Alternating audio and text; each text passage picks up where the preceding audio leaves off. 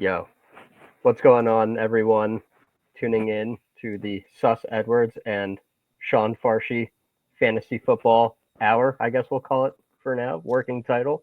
Yeah, it's work in progress, but we're trying to get some bread on these underdog drafts.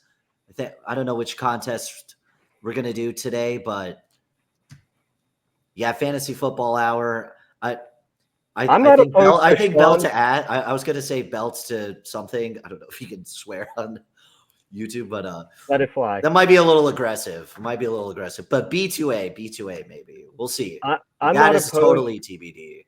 I'm not opposed to your name coming before my name, but it's something our people are going to Yeah, have to work out. We have our legal team on it. It's a whole drawn that's out process. true. I know it's like I don't want that Roger Goodell lawsuit on my case. That's kind of scary. Like they It, don't it mess would hit around. different. It's Yeah, better, good people on both sides. We just got to make it work. But either way, we're here to draft some best ball teams today. Um, let's get into the BBM. I mean, we're going for the real deal prize. We that's each split a true. milli once we take it down. Um, and yeah, light work as far as I'm Yeah, concerned.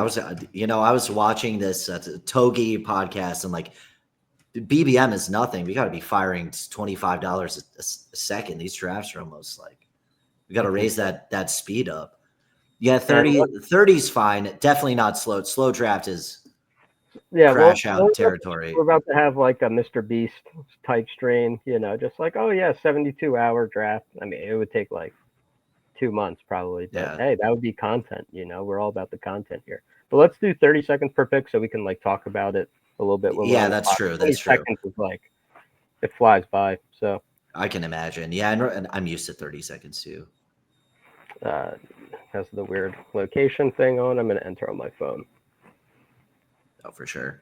Does it ever hit you with that? The we can't detect your location, or have you Yeah, if not? I use another browser, I just got a newer laptop, so I'm kind of switching between like internet browsers and stuff. I've been using Arc browser just because I've seen some YouTube folks like when they do the streams, you can kind of like tell which browser it is. So I'm like using that, Nice. trying it out because Chrome's been playing some tricks on me like lately. So Hey, not to get political, but I saw something recently that you want to get off Chrome because they. Hey, well, we're recording this video on Chrome, so we love Chrome. The stream's not going to crash right Google's now. amazing. Yeah. Gemini's the best AI. I'm a big AI person. Gemini's amazing. Google search. Do not use Perplexity. It's horrible. Where would we be today without Google? I honestly do not know. I don't want to think about it. It hurts my heart. No, it's perfect. Just disregard all social media. Use GChat, and YouTube's Google owns too. They just own Earth. So Honestly, get rid of your friends and just like talk to Google's AI and become friends with that. I And like know. Oh yeah, yeah. Like replace. a Gemini therapist. Yeah, yeah. They said that some of these services, like these teenagers, are getting addicted to talking to AIs, like AI friends. It's crazy.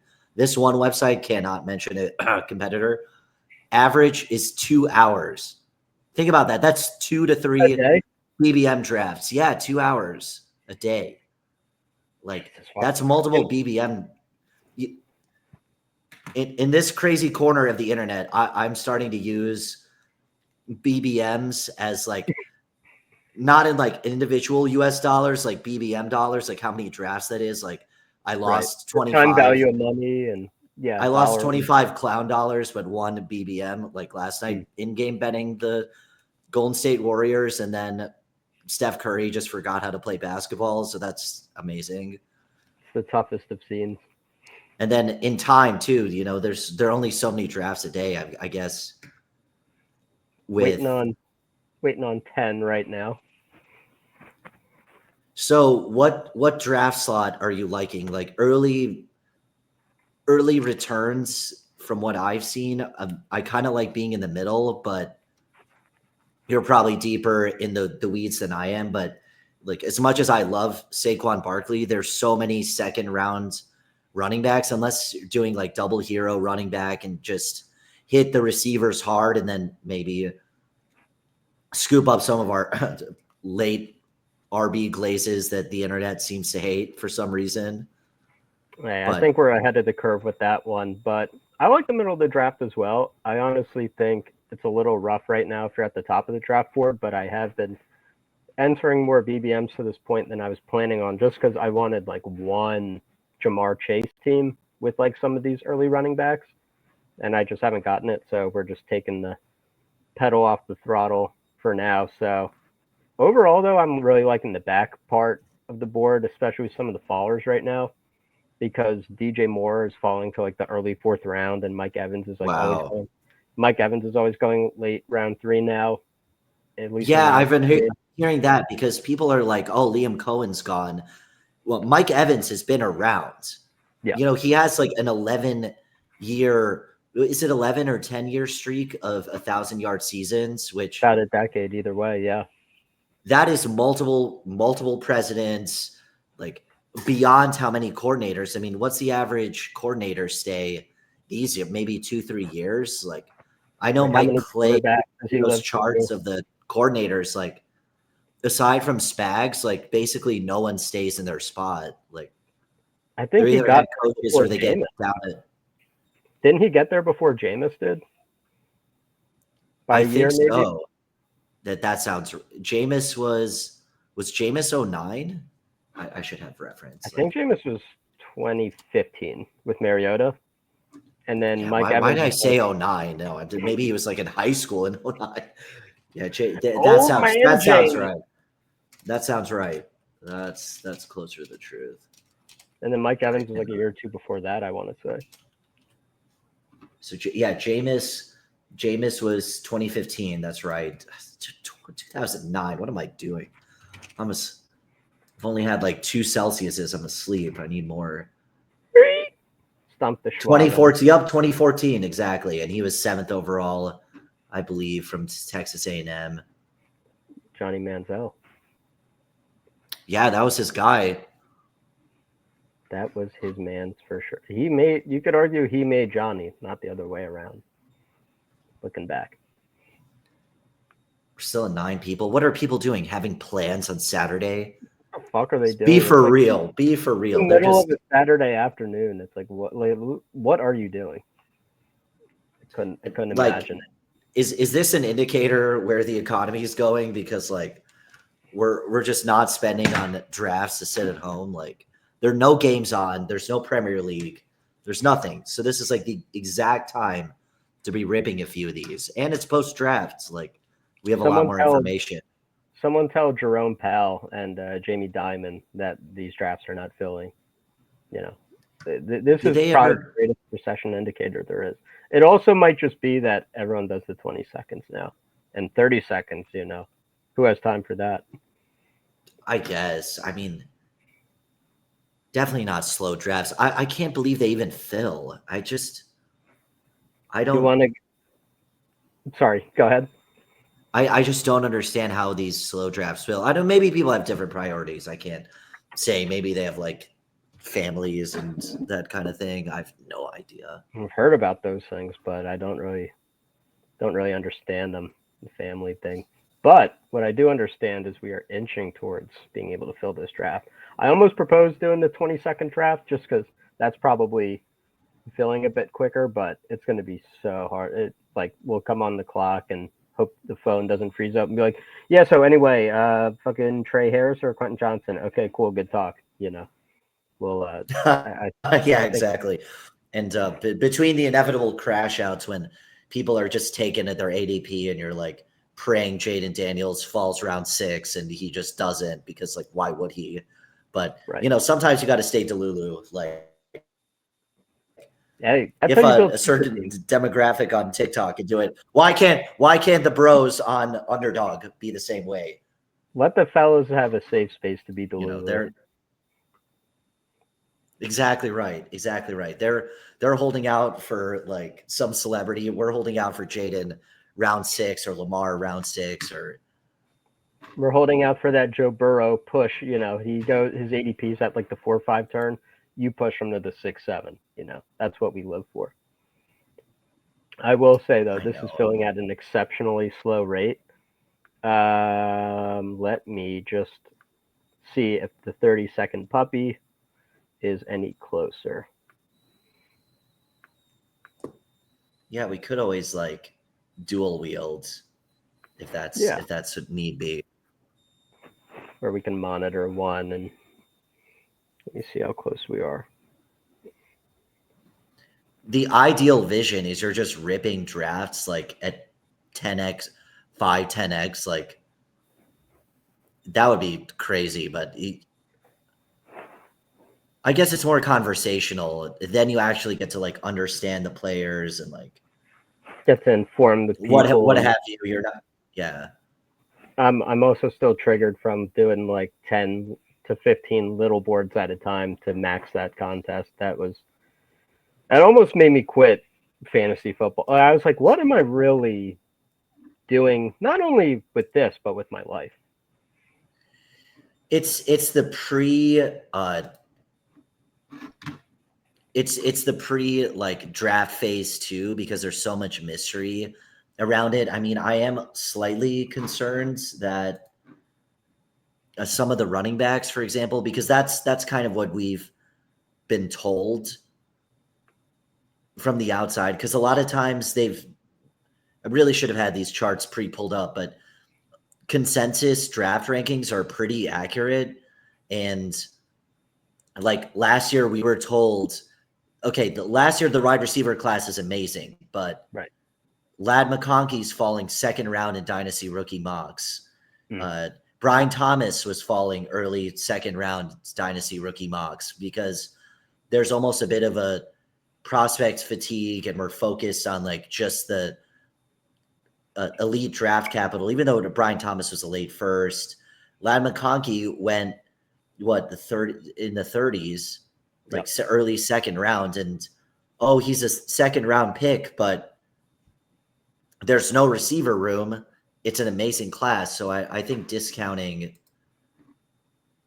those, treating like pick 30 and pick 38 to me is crazy. And as a Michigan fan, that's making me eternally crash out thinking this is a Quinshawn Judkins analysis because like Ladd was in a receiver room where there's really no legitimate competition. I kind of think Josh Palmer's like all right. And you look And at where Quinshawn goes right now. It's kind of right around. I actually think right after the draft last year, Ladd steamed up to around early 60s. That's where I was taking him, and I maxed wow. BBM like late June, early July, basically. Besides like one or two teams, um, and the nice thing is with some of the rookies, at least the wide receivers, you can kind of wait until later in the season because Ladd started going around pick 80 by the end. So there's like that first day of drafting and the prices aren't right. Then they kind of rock it up. Then, more normies come in. And by normies, I mean like people with lives. And they kind of just don't know who like a 5'11", 185-pound white slot receiver is that like barely played at Georgia. And so they're like, all right, well, I'm not going to take him over like James Conner. I'm like, Oh fair yeah, enough. the name value definitely has. Like looking at this, I can't believe like Tyrone Tracy is in the same screenshot. Not that it's like a total Scatabo glaze. I'm like skeptical, but he's at least like a good receiver. And there are So plenty of inefficient runners, but like let wow, me Judkins and Tracy. let me correct. So where it says my rank right here, these Oh, were that's your kind of just personal. these were the like day one. I was just like toying with the late round rookie ranks to get them ranked because they didn't have an ADP. But these are basically like the day one of BBM ADPs. So you can kind of see like Tyrone Tracy is already dropped from 79 to 95 in like less than a week. Kind of crazy. But let me Wow. fix it for the actual Oh, ADPs. so that's the market ADP. So my rank is like your personal rankings to help you draft more. Like, And and like I might be had the moved big. like, oh, sorry, go ahead. I was like, I'm the biggest Chase Brown hater on maybe on earth. And it's Right. like I have him somewhere in the 80s, but that's obviously like not where he actually goes. He'll be well gone. So Yeah, yeah, he opened BBM at like 40, 41, and now he's up to 29, which it's like, bye bye. Not going to have you. Not going to have more than like 2% of you just to like cover my bases. I'll buy Chase Brown in August when we get the Taj Brooks reports that he's like part of the offense, and then Chase Brown drops to like back to the 40s, and then I'll take some just because could be like the Austin Eckler for Joe Burrow, and that in a given one of my biggest mistakes last year was like I'm like yeah this guy like can do things that are valuable for fantasy, but I don't think they're that good, and maybe I think the backup's like good enough.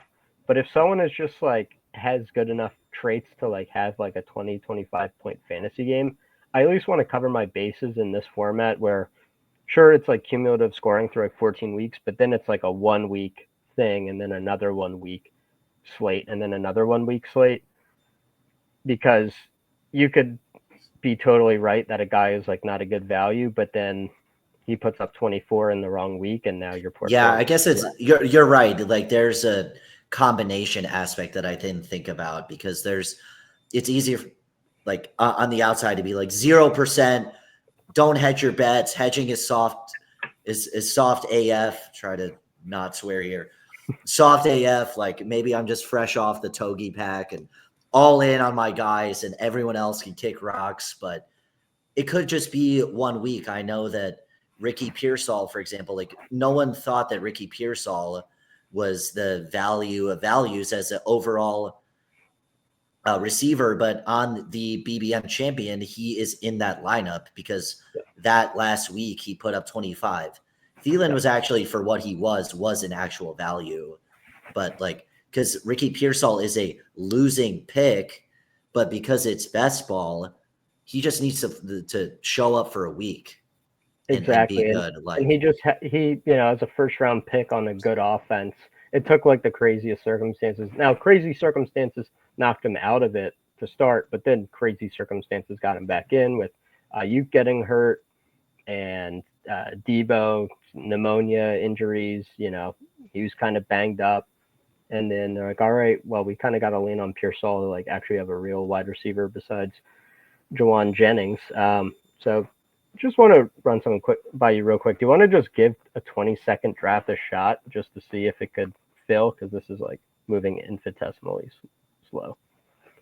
Oh yeah, we can at least try it. Like, because I guess and actually the ideal is if you're at the bookends of the draft, because then you would at least have like enough gap time. 6 people, especially during the day. I've done some of these drafts like 2 a.m. They fill. Not the best. Yeah, we'll try 20. So I just entered one of each, a 20-second and a 30-second, and then I'll just pop out of whichever one isn't filled. Oh, nice. I have a pretty good idea of which one's going to fill, but so the 20 is that much more popular. Yeah, because it's the default option at the moment. So people just like click BBM and then they click like enter, and so it seems like it's filling at a much faster rate. Like the rate that this one is filling, like a person a minute, maybe. We'll probably get a couple people in the next. This 20-second draft should probably fill in like 2 minutes. Nice. Yeah, because I can't believe it. I thought they just fill up like automatically. But yeah, it's kind of like dog days of the season though, like of that. Well, you're post draft. I guess you're off that post draft high, and then this is the time to actually like learn the players, get an advantage. Maybe these aren't like your champions that are kind of like learning the landscape of like where people actually think these players are going to go. And then you can capitalize off the ambiguity, because people are like digging through coach and GM statements. Like it isn't, we kind of don't know where that's going. And the pre-draft has like so much mystery, because especially running back is as landing spot dependent as it gets, even if you're a special talent. Yeah. Like I think Genty is going to have to catch a lot of passes in order to actually live up to his because we've put so much pressure on him. Like, he is really, really good, but his line is somewhere in the 1100 range, which for most for humans rushing. is like, yeah, for I can see that on DraftKings line. See if that's up somewhere. I think his season was at about 1100 rushing. I don't know if they've put receiving on him yet, God. but because the offensive line is so unproven that Where did the Raiders finish as an offensive line unit last year? Was it pretty decent? I can look that up. Right now, Mike Clay has them as so Mike Clay does these unit grades. He Yeah. has them actually as a mid O line. That's actually kind of positive news. I'll take mid. I can live with mid. Yeah, I can't live with like Texans last year, Seahawks last year, yeah, or because Dolphins last all year. you need is mid. You don't need. He has them tied for 19th with like 6 other teams. He gives them a All right, 5 out of 10. So all right. that gives I us can at live least with a that. general feel. Of course, there's line performance isn't great, isn't always like so sticky. Like some teams have managed to. Are we? Oh, we're close. So 20 seconds. With the 22nd. Yep, that one is ripping. So we will take that. Let's go. Just right to the hardest setting, like straight to all Madden or whatever. No all pro 30-second boomer tier slow stuff. Hey, it's all muscle memory at this point. Once you're as sick as me and you're like, all right, what pick am I at on the board? All right, 119. We'll take Rashad Bateman here. It's like, okay, what are we doing? Oh, we're all right. Rubbing these hands like Birdman over here. It's time. And we get the 111, which is where I've been living basically. Now, Oh, this is 11. That's a good nicey one. because in front of us, we have 4 guys without badges, meaning they're like newer users and stuff. Now, sometimes someone Oh can be just yeah, like a shark. take their lunch. That's right. Dude, Take you their could see like Lamar Jackson, Josh Allen go in front of, like, I've seen crazy stuff. When you have a slew, this is the dream. A slew of people who might not know what they're doing in front of you. Oh, that's amazing. I've seen Pat Mahomes go 1 overall. Like this is not like a simulator team like IRL. Like this is fantasy football. And I don't know. I Mahomes is still living a bit off his name. Like Yeah, they after the Super Bowl they have to not be such a like boomer tier slow offense conservative, at least have the preparation in case they're down and prepare for the playoffs. Like, because when you're that good, the regular season is almost like half practice, half game. Because once the Eagles went up on them, they just panicked. 100%. So maybe they have to I open it up a little, but I was thinking somewhat the same thing. I also thought that they had to like get a real running back. Now maybe Brashard Smith is that real running back, but I thought they had to like really address the run game because they ran it like 5 or 6 times in that game, and they didn't do that. So there might just be something about that organization where they just kind of have this. I don't know if it's hubris, but just kind of like a belief that like we've got Pat, we've got some guys, let's figure it out. They've really dialed back the aggression in recent years. Now, just because it's flying by, I just want to run by some of these names that we have here. for sure. We're probably going to be looking at best players on the board, potentially Nico Collins, Malik Neighbors, Brian Thomas, ARSB. There's also the running backs. Do you have any leans here? 2 wide receivers. Maybe you get one of the running backs and one of the receivers.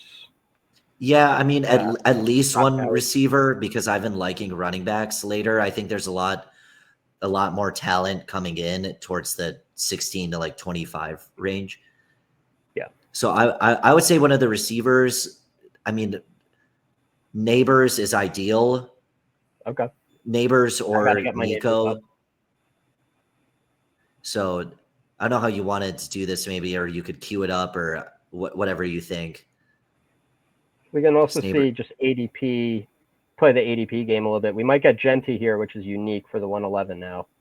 If not, we'll go Yeah, Nico. listen, Nico Genti is cool here. Because Genti's moving up and so is McCaffrey. Okay. So I would go Nico unless you have Nico. some other feeling. I have 38% Brian Thomas. I need to stop. That's too much Brian Thomas. He's good, but what if Travis Hunter is just like absolutely like S tier GOAT and Brian Thomas is the 2? That's the spicy take because the Jags' future is in his hands. No matter what. Although it'd be sick. Actually, just kidding. If he falls to 14, he's goated. He's insane. Yeah. How do you feel about CMC? I have been taking a little bit more just because I know if he's healthy in August, as he is quote unquote now, we're not going to be able to get him anymore. Like this is like a unique pairing for BBM that's going to be drafted the whole summer. He's going to be like the 104 or 105 by August. So do you want to go CMC or receivers? Fine. Let's do CMC just to get a pairing. The contest BPA. is still so early. For like these smaller contests that are going to fill faster, it's not as unique because everyone's going to have McCaffrey at this price. But this is going to be so slow to fill, and I think the McCaffrey price, like, just imagine it. I don't know if it's going to work, but I gotta have. Last year I had worries like, oh, is Saquon going to be healthy? Is Jonathan Taylor? Sometimes these things can ping pong a bit, and this is the cheapest we'll have CMC all year. And if he's like full systems go in August, and like there's not concerns, like is Christian McCaffrey like the 103, 104?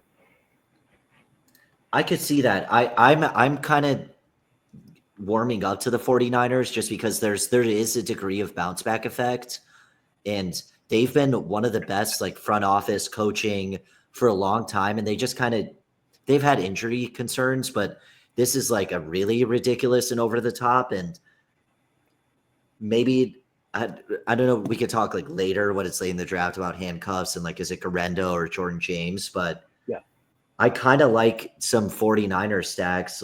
Purdy's going like last I checked was 101, 102. Yeah. And I don't know what's going to happen to the receivers. Kittle just got 19 mil a year. So, he's not there to be offensive tackle. Like he's a great blocker. And these quarterbacks, I will say in these drafts recently, I don't know why they've been falling like crazy. Like Tua's ADP is down like 10 picks since in a week, 10x, McCarthy down 7 picks. A lot of these guys, like from their rank here, have fallen down. Herbert half a round, Goff almost a full round, Purdy 5 picks. Wow. So we can like, if we're trying to build super teams, we can like push some of these things and maybe try to get Purdy at 107 with like another piece or something. Could be interesting, but yeah, to not have to throw the big chips at the stacks. I do like obviously in BBM too because you have to swing for upside. There is a sense of trying to get guys in the same team, same offense, but this one to me seems like at least like you're not throwing that much of the war chest on these ones compared to like the Bengals, the Eagles, like the ones that we know and love for, and And last year San Francisco was mad expensive. Debo and Ayuk were both second round picks, and CMC was the 102, 101, depending on the room. Coming up here, we have a couple interesting names. I like these receivers a lot. The elite quarterbacks. Kyron goes. That's always nice. A name I have been warming up to from literally reports I've seen earlier today. Rashee Rice had another. Oh, I saw that video of him. He looks great. He looked nicey. And some Twitter doctors. What about your Tampa guy, Mike Evans, or you're scared of Igbuka? I'm not worried about him. I think Rice is, though, like with the stuff we're seeing today, he goes. I think Rice is going to end up in the second round. Twitter doctors I'm cool with Rice. Twitter doctors today saying they think he could play a game today. Then I think there's going to be some awesome picks with this. We could get DJ Moore with the next pick. Lamar, Breece Hall really stand out. Rashee Rice is and that's a really good upside pick because you're at any of these levels, you're making some kind of a bet, whether it's on his knee, the offense changing. You like DJ Moore or Breece Hall more? I'm worried about DJ. I'm a little worried about DJ. Okay, you want to do Breece? We can do Brees or what about Hampton It or it it it already auto ended. picks. Oh, damn, that's fast. No, that's The Brees. 20. An That's why easy I wish trade. we could have had the 30 seconds. But hey, we're making do with it. Right, We're that's we're all right. we're doing the thing. I was about to sneak in a Travis Hunter glaze, but he's not going to make That it because I'll go for a lot of stuff, but I can't do raw Garrett Wilson with snap concerns. but give me the bull case for Travis Hunter. What are you liking about the team Travis? Trevor His Lawrence. ADP is 41 now. Trevor Lawrence is way better than anything Garrett has ever had in his career. His ball skills are elite. He's pretty raw, so it might take him half a season. He was also picked 2 overall to be a primarily wide receiver from every press conference. Cohen has a history of making receivers look better, at least if you're a little skeptical on Chris Godwin. And ultimately, fantasy is a volume game. I mean, I know it's kind of a ridiculous, spicy take, but like they did not draft Brian Thomas, meaning that he's amazing, but their whole franchise is on the. If Travis Hunter busts, they're done. Multiple firsts, second, fourth. I think that's the compensation. It's as heavy of an investment into any human being outside of the quarterback position that we've seen in a long time. I Okay. mean, pretty justifiably so. You got to take a risk to transform the franchise, but Now, just on a pure volume basis, and we've if he was seen just a wide receiver, where do you think he would have gone in the draft without the appeal of giving you, you know, a $30 million wide receiver and a $30 million cornerback in one player? Where, as just a receiver, where do you think he would go in the draft? Because for me, he's like around where Tet goes.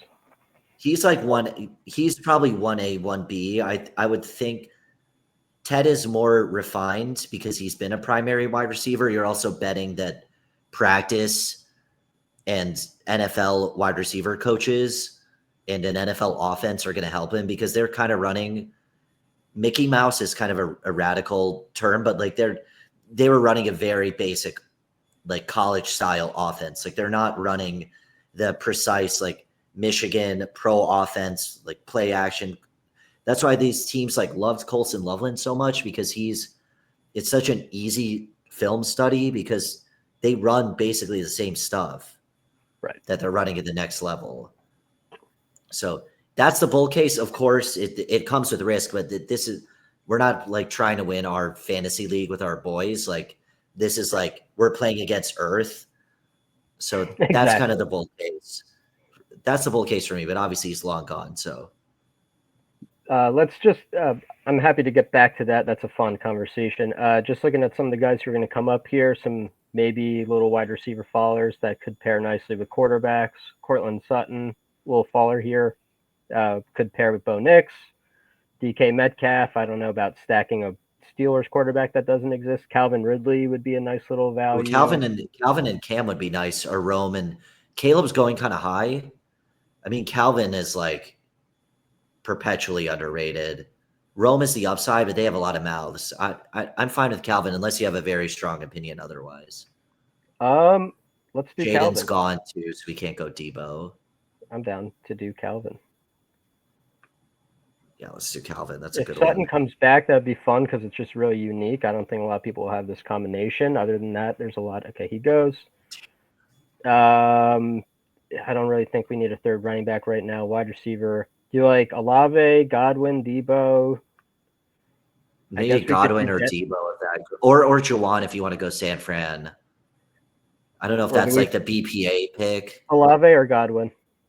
I would lean Godwin. Oh shit, I didn't.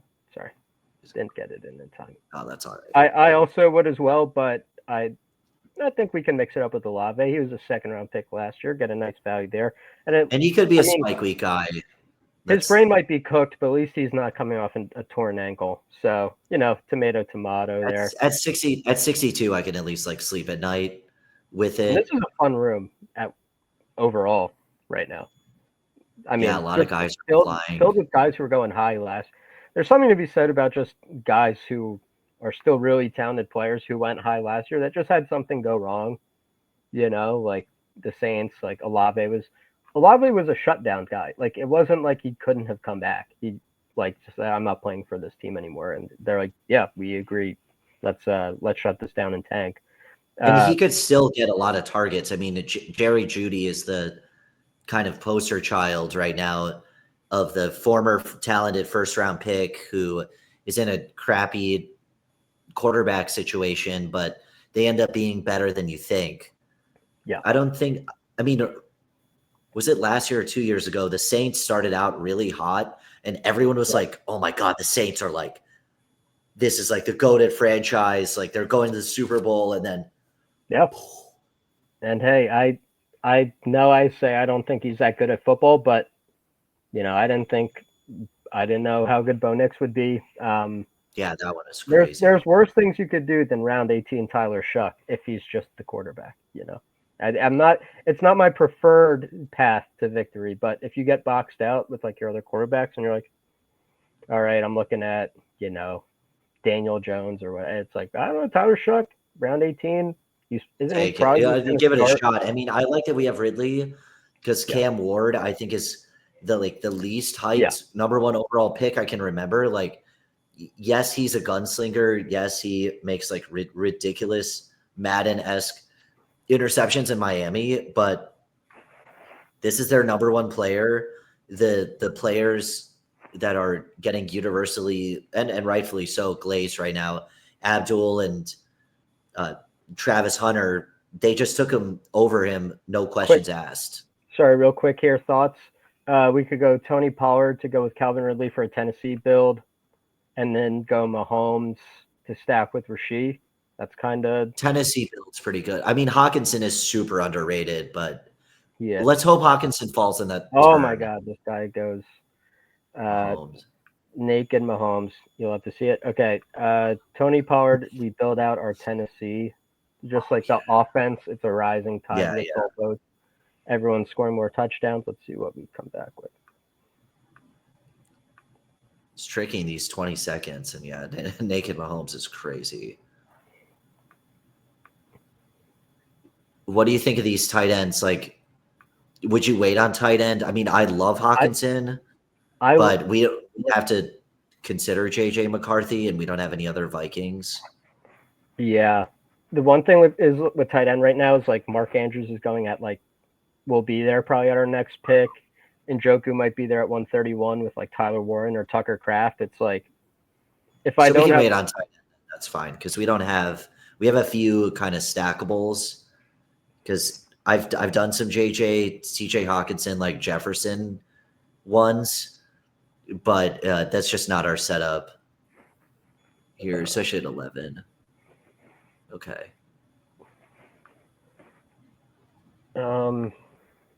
Tracy, maybe a receiver. Mooney or Hawkinson? I mean, I like Hawkinson. Let's go Hawkinson. Let's grab Hawkinson. It's fine. This part of the board is so chalked. If you don't have a bear, like so much of the time, I'm going like Caleb here, or I'm going Baker because I usually have like Mike Evans or Rome or let's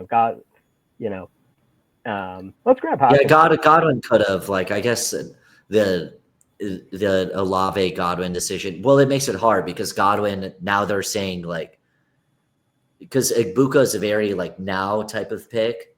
Right. So they're probably more worried about Godwin than they're letting off because any of these notorious drops in player production where it's like, oh, this player just sucks now. Usually that's injury and they just keep it under wraps. I could definitely see that. This could be total copium, but my pro Godwin but still take Ibuka case is wide receivers now, I think the second highest paid position in the league. It's right up there with edge rushers. And, if you have a really good grade on a guy at 19 overall, especially coming off a year where you lost Mike Evans on IR, you lost Godwin for a period. There was times where Jalen McMillan's the wide receiver one, and it's you're trying to make the playoffs. The division's a bit more competitive. And at worst, now you just have three really good wide receivers. At best, you cover your bases if those guys miss a few weeks. Yeah, maybe they felt the crash out of having to pray Sterling Shepard's wide receiver one. Exactly. The Sterling Shepard was getting way too many snaps last year, way too many. And Yeah, and then and then it was just a K Dotton offense basically. they're so stacked at like quarterback. Kate Otten gets the job done. So I think they basically just like went Agbuka and span defense. I kind of like it as a roster building exercise. And I guess because of the injury concerns of Godwin, like he's one more away from like our core piece is kind of cooked. Like I don't think he has correlation with Mike Evans because Igbuka is like a smart zone slot oriented player. That's his. He was never meant to be the number one guy. Okay, it's good. Yeah, that's good to get the cue. Sorry, How do you feel it's about 26. Purdy with CMC? I kind of like it. I know it's not like a wide receiver or a tight end, but they still pass to him, and it's just kind of a bet on Yeah, scoring a I lot like of Purdy in touchdowns. general. I like Purdy in general. I think he's getting totally slept on. Yeah. Mike Clay hasn't projected as second in the NFL in yards, and he Wow. runs Yeah. right behind Burrow. So he has Burrow, Purdy, Tua, Mahomes, Stafford, Stroud, Goff.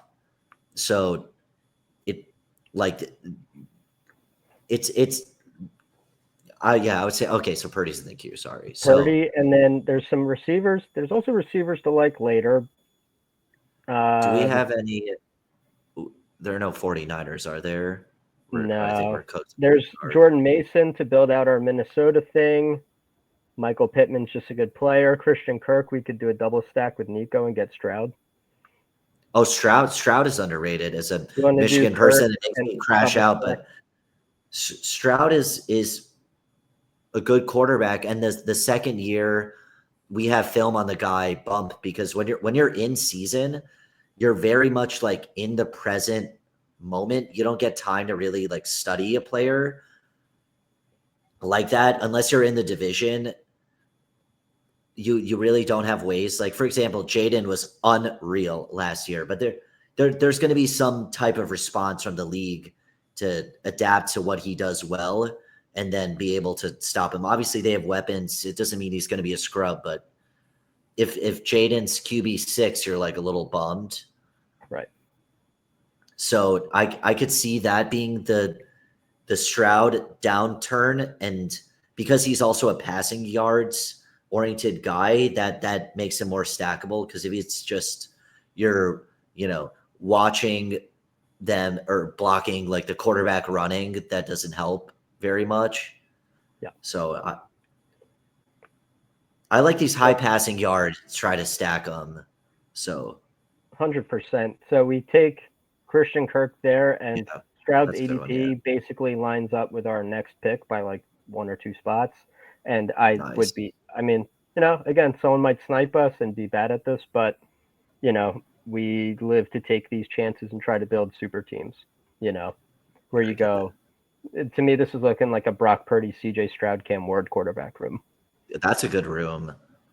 And I it's think cheap. all of them are underrated, and I mean, there's arguments either you get the very top guys or some of these guys are getting underrated. Like Stroud went what top 75, 100 last year, if I'm not Yeah, mistaken. he opened in the 40s and then ended up in the 70s. Jeez. The Like he glaze just was didn't real. forget how to play quarterback, even Right. like so. And we've seen it. If you look up, like my Stroud comparison is Dak Prescott, and Dak's QB numbers, like year one, QB5, year two, QB19, like that type of. I could look up specifically, but I guess I could look it up specifically as well a little bit to not risk the.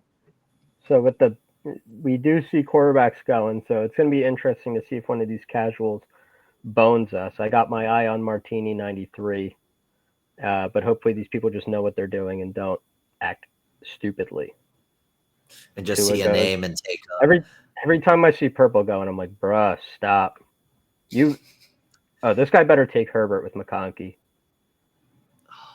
Thank you, Jesus. Okay, at least someone knows ball One around more, here. one angry. And we can't. Normally, I'd push Stroud past this guy, but he took Higgins, so we can't do that. Oh yeah, If this guy come on. with Mahomes and Baker goes Stroud, I'm going to crash out so hard, bro. Oh, the purple almost sent me, bro. Oh, panics. No, okay, phew. All right, so I saw Stroud. the purple, I freaked out. Like I was like, oh hell no. And then the next three guys off the board, I like all of them. Bateman, Tootin, and Joku. Do you have a favorite there? I think we could go either way. I like Tune a lot. What about Besh or oh he's gone. Oh they're both gone. I mean you could and Joku is still nice. Let's go in Joku. Last time he was with Joe Flacco, he was literally the tight end one for that stretch, Yeah, and worth it. At this no pick, Travis Hunter, 134. Yeah, that's no that's Travis, true too. He's the clear number two option in the offense. And and Flacco likes him, and now we can call it a day at tight end. Like, sometimes you go two tight end, but your like second tight end is like fucking Jawan Johnson. You're like, I don't know how I feel about that. But Hawkinson and Joku was like that's a real sweet, sack. and we didn't even spend that much on Yeah, it. and JJ McCarthy loves Colson Loveland's. Like obviously there's a talent gap between Colson, Roman Wilson, and Cornelius Johnson, but he at least has a history in college because we didn't see any NFL data on him. So he loved Colson. So that's kind of not that Jefferson's going to go away, but he could definitely lean more Hawkinson, especially as an inexperienced guy, more than we think. Yeah, and same in Cleveland. If you're a Dylan Gabriel, you're a Shador, you're a Kenny Pickett, Flacco, we already know likes Njoku.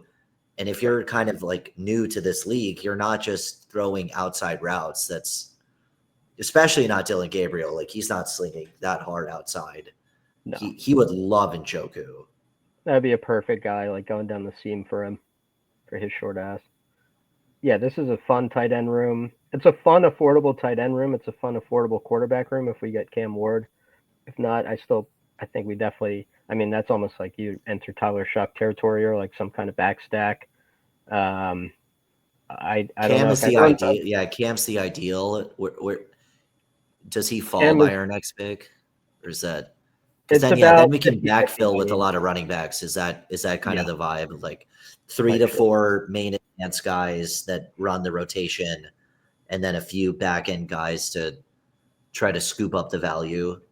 I do all types of builds, but I end up just the way it goes, like loving stuff like this, where it's like, man, because I do want running back to hit the flex ideally, but these three could hit the flex almost every week of the playoffs if it goes well. I mean, if Christian McCaffrey's healthy, if Brees Hall is just Brees Hall, and if the Titans have a good offense, Tony Pollard. So let's see if we So we're can praying for survive. maybe Cam Ward and a running back Yeah.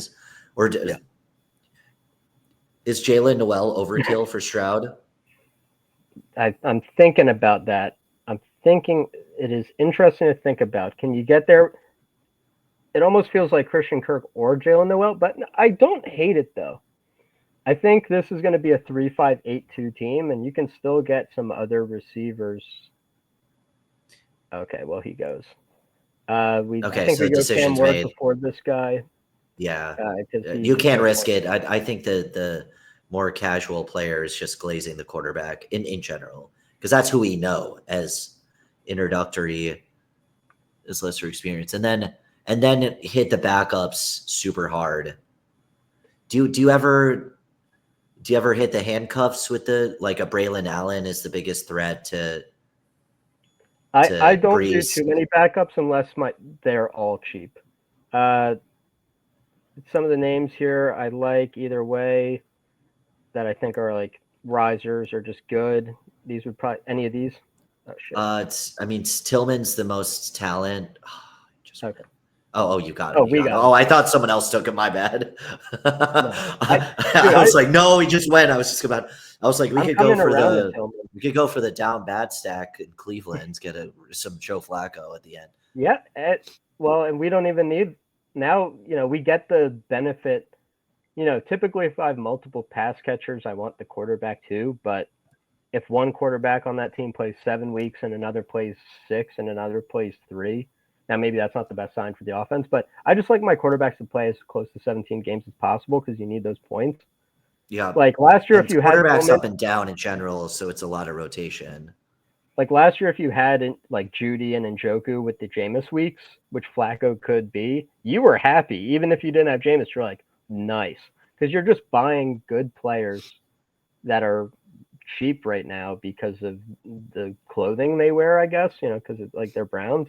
But it's like, dude, Cedric Tillman like They're showed a still down lot like 3 touchdowns. They got to move the ball and score too. And most of and these Joe NFL Flacco's a lines are sling. max 10 to 12 points. Yeah. Like it's not like they're like on CFL time and Right.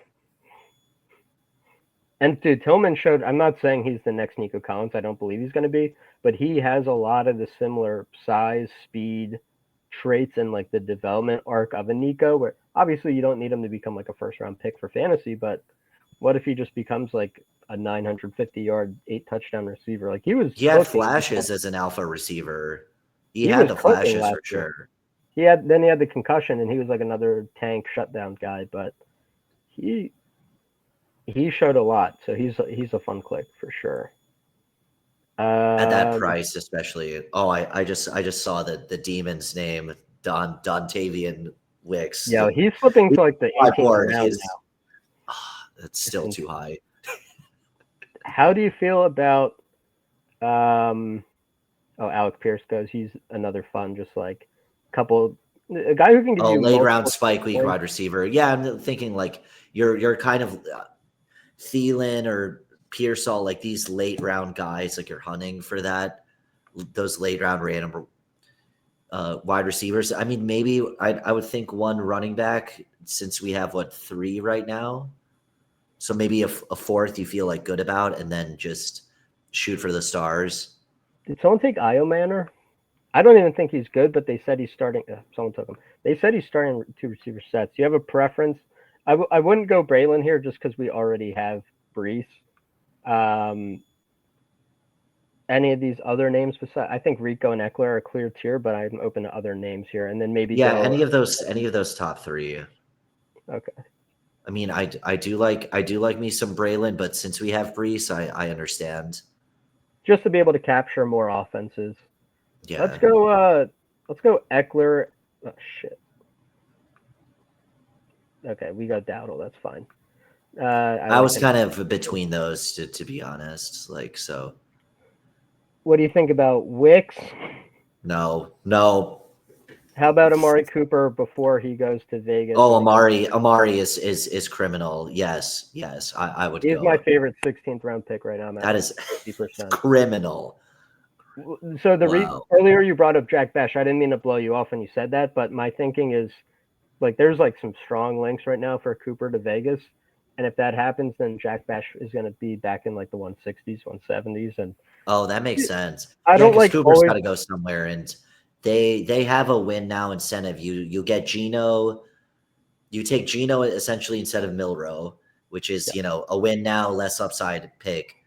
The running back now that's common in the discourse is a contender type of move. Like they want to win as soon as possible, even if that's be 9-8 and be the wild card and just get under people's skin until we get like a few free agents and then we really build this thing out.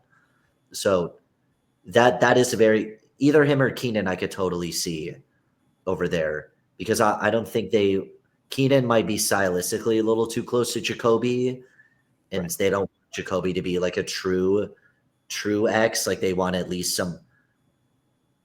You were a lot happier when Jacoby was in the slot, like watching him last year. I don't know his exact like inside outside splits. Right. So Cooper would definitely be a good choice It's a there. perfect pairing. So just for our last couple of picks here, typically when I have McCaffrey and Brees Hall, I'm going 5 RB and 8 wide receiver, but this wide receiver room is so nicey. I Nico, know. Yeah, a Rasheed, lot of Calvin Ridley, Chris Olave, Christian Kirk, Cedric Tillman, Amari, and we're good at tight end and quarterback just to cover our bases for like injury risk because some of these guys can get hurt, and these wide receivers are kind of cooked at this point. I'm fine. I'm fine with Miami. a 6. Would, I'm fine with a 6 running back. would you want to like? I'm gonna just queue up names and you tell me which ones you want. Brashard's nice. Chubb is definitely on a team. Dobbins might get to a team. We don't know what his deal is. I think he's still on the board. Those are just news-based predictions. Jaleel, what do you?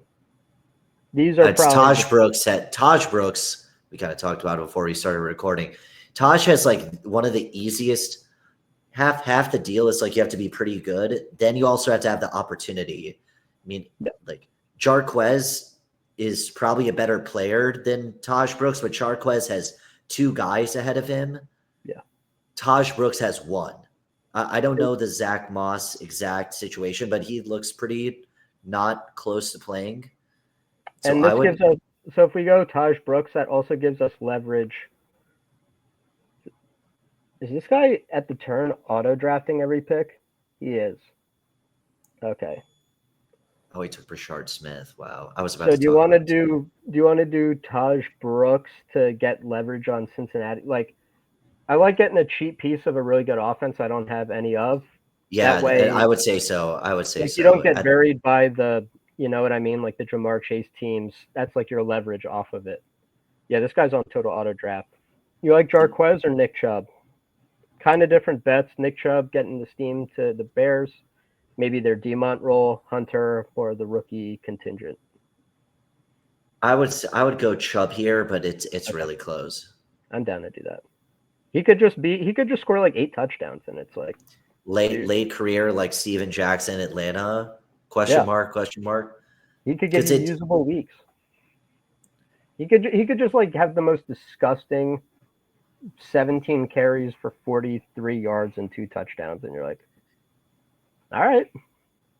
I think Jarquez is more of like a dynasty sleeper where he's really good, but the Rams have a very particular way they want their offense and their running back position to perform. So it's a lot more scheme and blocking dependent. If someone like a Travion or someone that has played in like NFL, closer to NFL style offenses that can block and knows the game really well, I think it would take him a little more time to get on the field because Corum has a year ahead of him. Right. I think Kyren, they're worried about his body because he's small and he's been on top 5 NFL usage for a couple years now. So I think it's going to take, I think he's a year ahead. That's my feeling, but his tape is really nice. And there is the explosiveness trait, but we've seen that with John Kelly before, where he's really exciting in college and they just like didn't give him a chance. And Malcolm Brown has played over more explosive players. So to me, it's true. I am a little concerned about that. That's just, there's a rookie curve. That's my little like fade the news type of thing, because we were told Kyren was a punt returner last year and that's been the flavor of the day. And I don't know how I feel about that. No, I'm with that. That rookie curve for running backs does seem to be a thing for McVay. All right. Want to recap the team real quick? Yes, sir. Let's do it. So we go 3 quarterbacks. You know, I'd love a good 3 quarterback build if I'm not getting an elite. We got Brock Purdy stacked up with McCaffrey. Didn't end up with any of the receivers, but I think that's fine because they don't. Sure, one of them might have a good week in that given week, but we have the wide receiver firepower to keep up with, 19 points from Pearsall or Jennings or something. If Jawan Jennings wants to have 175 yards and 3 touchdowns again, be my guest. I'm not going to bet on it. And Purdy's just he just scores a lot of points. Got the Stroud double stack, which I like for him because he's more of a pocket passer. And then Cam Ward, just a Tennessee bet. Got Pollard and Ridley, just saying this offense is going to be the 16th best offense in the league, but it's priced like the 27th. So what do you think of our quarterback setup? It's definitely going for value. Some of the combinations you would have liked to have, let's say a Kittle somewhere in there, but you'd have to sacrifice in other areas. Maybe if could remix the draft, you put Kittle up and maybe a receiver down, but the receiver group is really, really strong. So, and we still have the Houston stack, and I think that's just a clear bounce back candidate. Like I'm looking at Dak. Dak started as QB 6, then 11, 10, 2, then he was hurt, 7, 19. So he's gone like up and down. So I think Stroud could easily hit that because as a pocket guy, you need more things around you to work. If you're a running quarterback, you just pull up and run, and you have a lot safer of a floor if you don't get hurt. Like that's why Josh Allen is so amazing because he's just big and he can take the damage. And if the offense around him is a disaster, he can just run QB power and it's fine. But for these pocket guys, you need the line to be together. You need receivers on the same page, same timing, and he has a lot of options. And we at least have the main two guys. It would have been nice to get Noel, but they might That would have be been fun. as you kind of mentioned, because the receiver contracts are getting so high, you can almost soft Jordan Love that where the receivers are coming in year 3, 4, 5 at a huge discount, and they can develop behind your Nico Collins, your Christian Kirk's only there for a year, so they're kind of Christian Kirk and Jalen Noel are like the Spider-Man meme, like pointing at each other. Like insane. that is the same guy. And last It's year, outrageous. everyone was like, "This isn't the same comp." But I mean, Roma Dunze is a better prospect, but I think there's a bit of a notion sometimes that now Brian Thomas did overtake, I guess, in a way, Christian Kirk. But I mean, kind of took a Christian Kirk injury for BDJ to really break out. These NFL teams really like in year 1 for like a day 2 rookie, they might just like lean on the vet most to all of the year. And it's like Christian Kirk's like a respected receiver who's like still good, still pretty good. Like last year, Christian Kirk was a 4th-round pick. Now, was he going to pay that off? No, but I think that's more of like Press Taylor not having a competent system and like the Jaguars being kind of just a joke outside of Brian Thomas.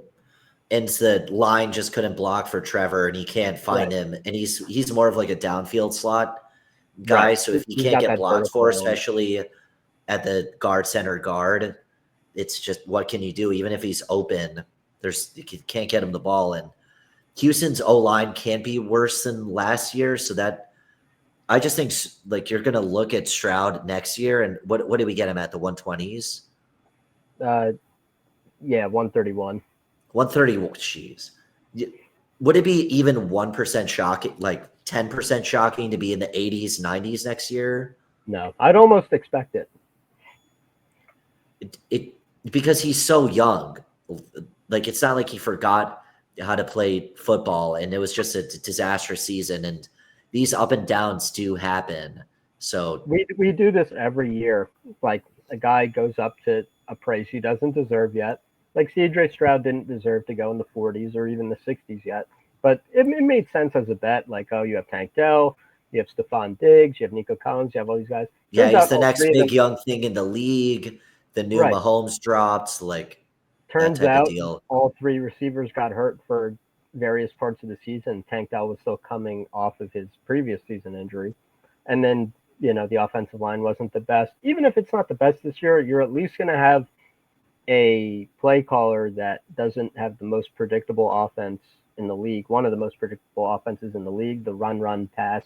Bobby Slovic just jammed Joe Mixon into an 8-man box and put CJ Stroud in 3rd and 8 every single drive. It's just not. Yeah, exactly. And Joe Mixon's still a good receiver too, so they can at least spread it out a bit, give Joe some lighter boxes. That's also a motivation to draft the receivers, because if you're just content playing man on man, or a very you can play like these zones where they're kind of just dropping back and it almost feels like they're playing like a side, so it feels like a man. So then you can jam the guys in the box, because if you're not scared of the post Nico Collins injury Texans receiver group, like you're not game planning the defensive formations, personnel, and alignments around John Mechie and Xavier Hutchinson. No one is. No, they're just not. So, and even Tank Dell wasn't scary. Like coming off the injuries, he just wasn't really the same guy. You could argue Jalen Noel and Christian Kirk this year are better than Tank Dell was last year as like separators, or at least threats to attacking a defense. Or at minimum winning early and in more intermediate places, so Stroud could get the ball out faster. Right.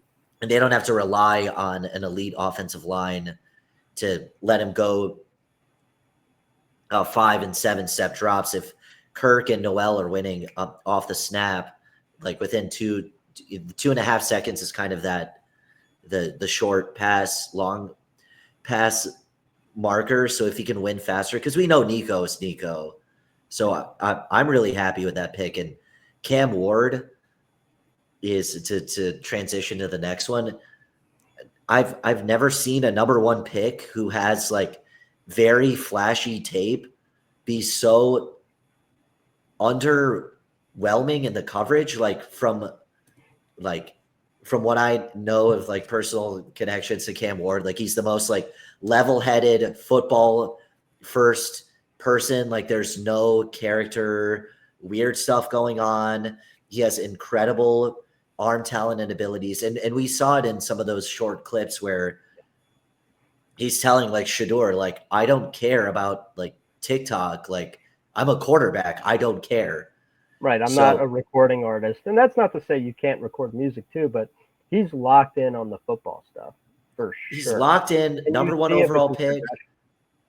Not that we don't know what Brian Callahan is yet, because Will Levis had flashes, but like the downside is so over the top that it's just we don't Hey, know. Brian, And Brian Callahan getting off to this offense getting off to a slow start, and Brian Callahan being fired by like week 6 wouldn't be the worst thing in the world for like a rocket ship second half for the Titans.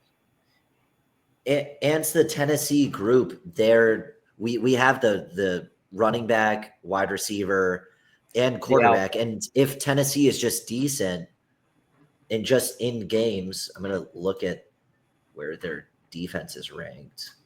Let's see. If they're like an average offense, Tony Pollard should have been a 5th-round pick at worst. Mike Clay has the Tennessee Titans as the 28th defense, so that also can garbage time counts the same. Yep. I don't think they're totally washed as a franchise. They're obviously picking number one, but if the defense isn't holding the team in these 17-14 games, they're gonna let Cam sling it a little bit, and he has a lot more team investment in Will Levis, and Will Levis was still wilding out, and Tony Pollard still ate Right. in the Will Levis system. And you're bringing in Tyler Lockett, who's a veteran, accomplished receiver. Not that Tennessee isn't notorious for bringing in receivers that used to be really good and then they kind of catch them on the wrong side of the age cliff. But, you know, this time will be different totally. But 100%. Now, did we make a mistake going Nick Chubb in round 18 over Xavier Restrepo? that's kind of my guy. I just thought of that. Year one, it might take a year or two. I mean, I do have a bias towards some of these like slot guys that like I'm just searching in my heart for the next Hunter Renfrow. And I mean, we've seen undrafted guys. I think you have to have, because Wes Welker, Edelman were part of the Belichick system. I think you have to have an elite head coach to really get value out of that. Now, could Restrepo be the guy that you see the BBM champion roster and he's just the last guy and he got 22 points and like mass crash outs ensue? Yes, that's totally possible. And Could they Cam have the Ward prior relationship. Could Cam Ward just be like, yeah, I want that to be my slot receiver? Like Ridley's, the alpha. Iomanor's the 2 who can like block. And it's like, all right, who's in the slot? Now, I hope Calvin Ridley gets a lot of slot snaps.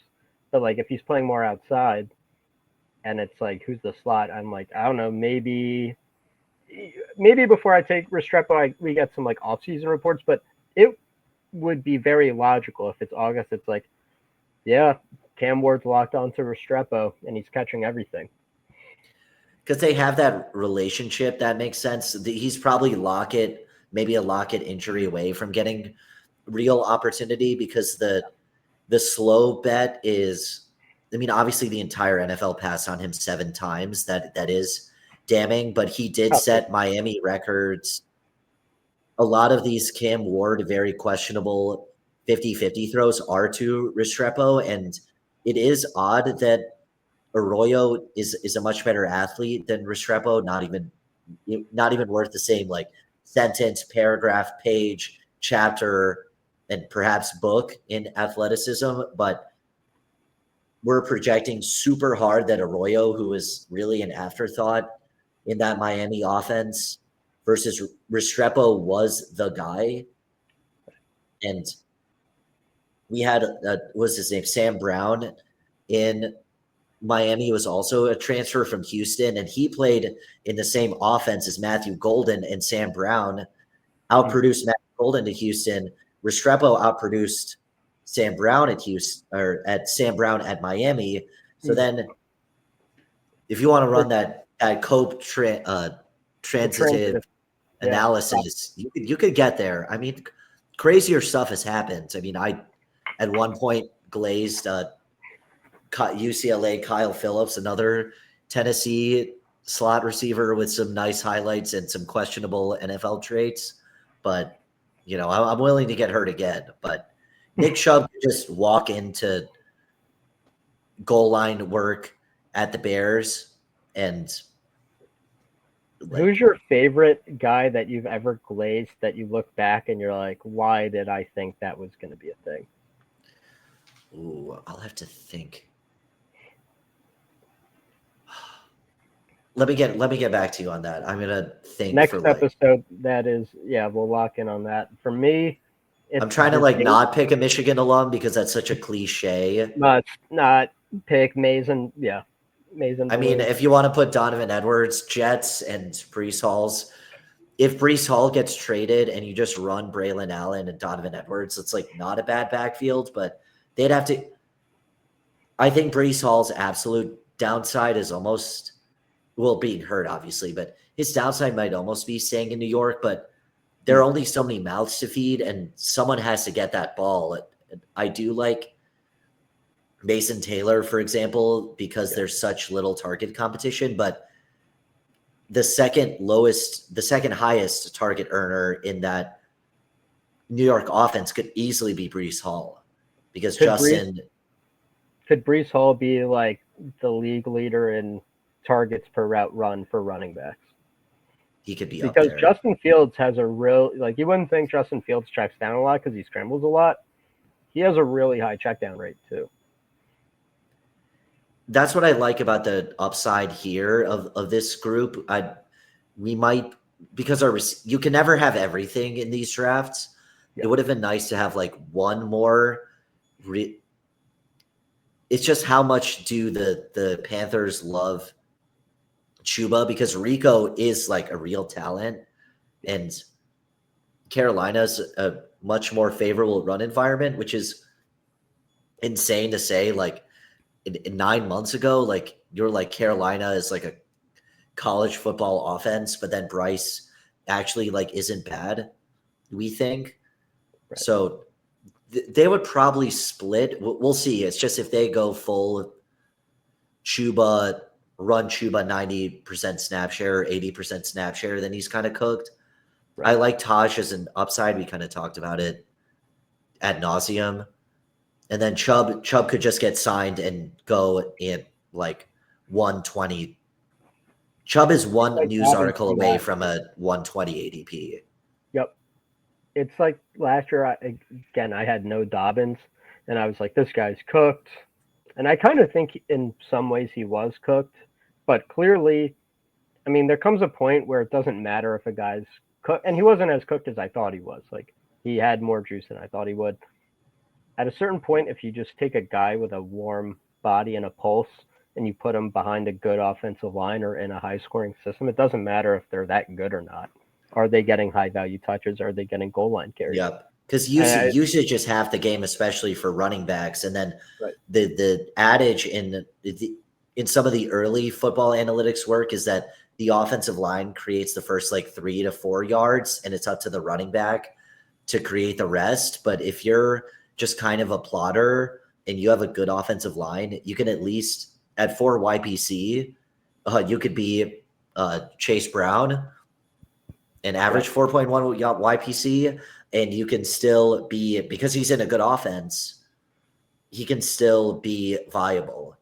And And Nick Chubb, it's if the Bears sign Nick Chubb, and the one thing is well, Nick Chubb might not sign. Some people, one of our viewers here is gonna see it and be like, oh, Nick Chubb might not even sign. He's totally cooked. It's like, okay, well, J.K. Dobbins was like the 200th pick last year, and he was like an RB2 for half the season. You take that in the 18th round, and if Nick Chubb signs with the Bears, they didn't take anyone really in the draft.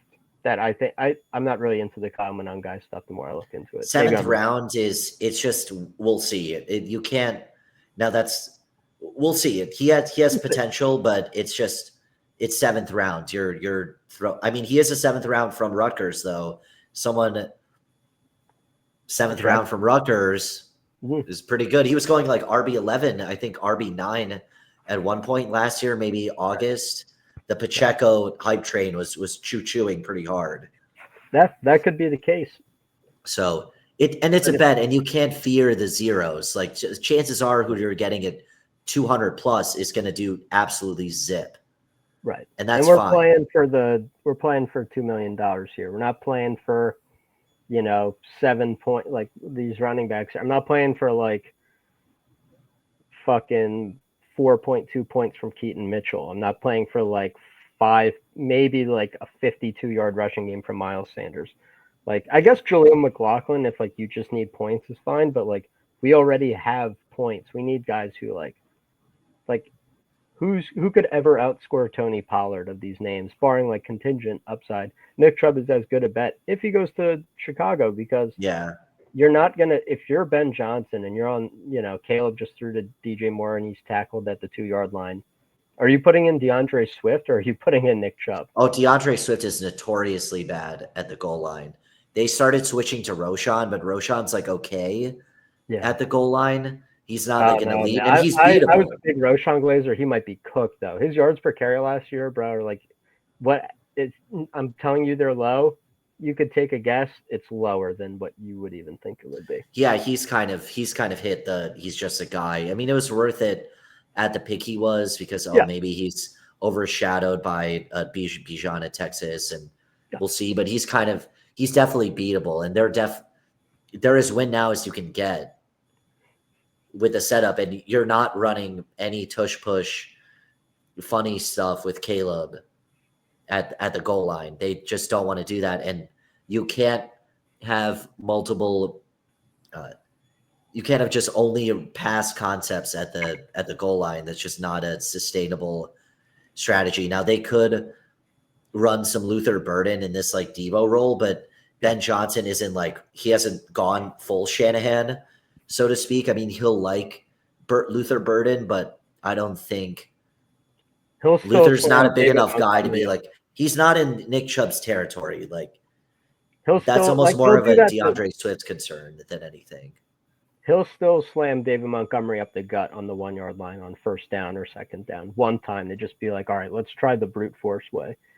We don't have to get cute all 3 times. We'll give Montgomery a shot. We'll give Gibbs a shot. You put those 2 running back sets. You put Chubb at fullback, Burden in the backfield, and either you're going up the middle straight or outside, and then he's walking into 10 of the. If he gets signed, automatically he's at 130s. Yeah, 140 at least. And then we have a unique combination. This team is full of unique combinations of guys who could rise. And I don't always love playing the closing line value game, because some guys rise that don't deserve to. But I think we bought the guys who could rise that, it makes sense. I forget if I said this earlier with the McCaffrey thing. One thing that's making me a little more confident on him. I don't know if this was reported before or not, but George Kittle was dealing with the same thing a few years ago. The double Achilles tendonitis that made him miss time. And he got the same German stem cell thing that McCaffrey just got, and he hasn't had a problem with it since. It's been 4 years later. I didn't know that until they traded away Jordan Mason for free. Yeah. Either it's a huge vote of confidence for Garendo, and they did take Jordan James, but Jordan James is just your classic Shanahan late round speed back that fits their offense. Like they've been doing that for years. They let Eli Mitchell walk. So I think in the background, you also, if they were nervous about this year's version of the team, you don't just sign George Kittle for 4 years, 76. You don't pass on a second round pick. They firmly believe that this is going to be a good team. And also just on the quarterback running back stack part of the equation, because we have a strong Tennessee group, a strong Houston group, and the San Francisco group is the third one. So McCaffrey, because he's such a heavy pass receiver, and as the wide receiver room's a little bit muddy, those are going to go to a lot of those are going to go to Christian McCaffrey. That's what I'm realizing late looking at this, like from the Garrett, Brees, Mason Taylor, Kittle, McCaffrey, Jawan, Ricky Pearsall. So they could funnel down to these running backs. I mean, a lot of the Kamara years, he was second in the team in targets. And Christian McCaffrey, we've kind of forgot. Like he runs like real routes. Like he's not just sit back and catch the ball at run a 5-yard button hook and just like pray. Because they even threw the ball to Jordan Mason a little bit and he looks like kind of unnatural doing it. So that's like a big vote of confidence there. And really, it's just if the Rashi and Olave bets hit, Rashi is just a purely health driven and offense driven, and then Olave is just a wild card, but at the talent level, it makes sense.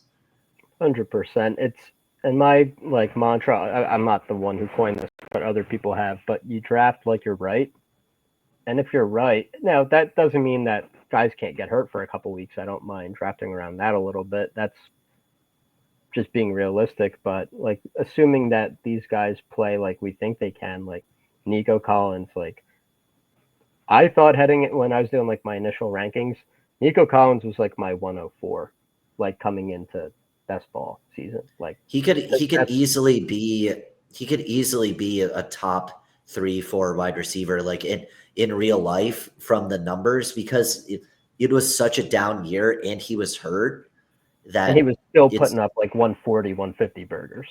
In a shitty situation with like arguably, it's a weird combination of he had more target competition from like the talent of like a Stephon Diggs and at least maybe not what Tank Dell was anymore, but he's still going to get targets from CJ Stroud because that's CJ Stroud's guy.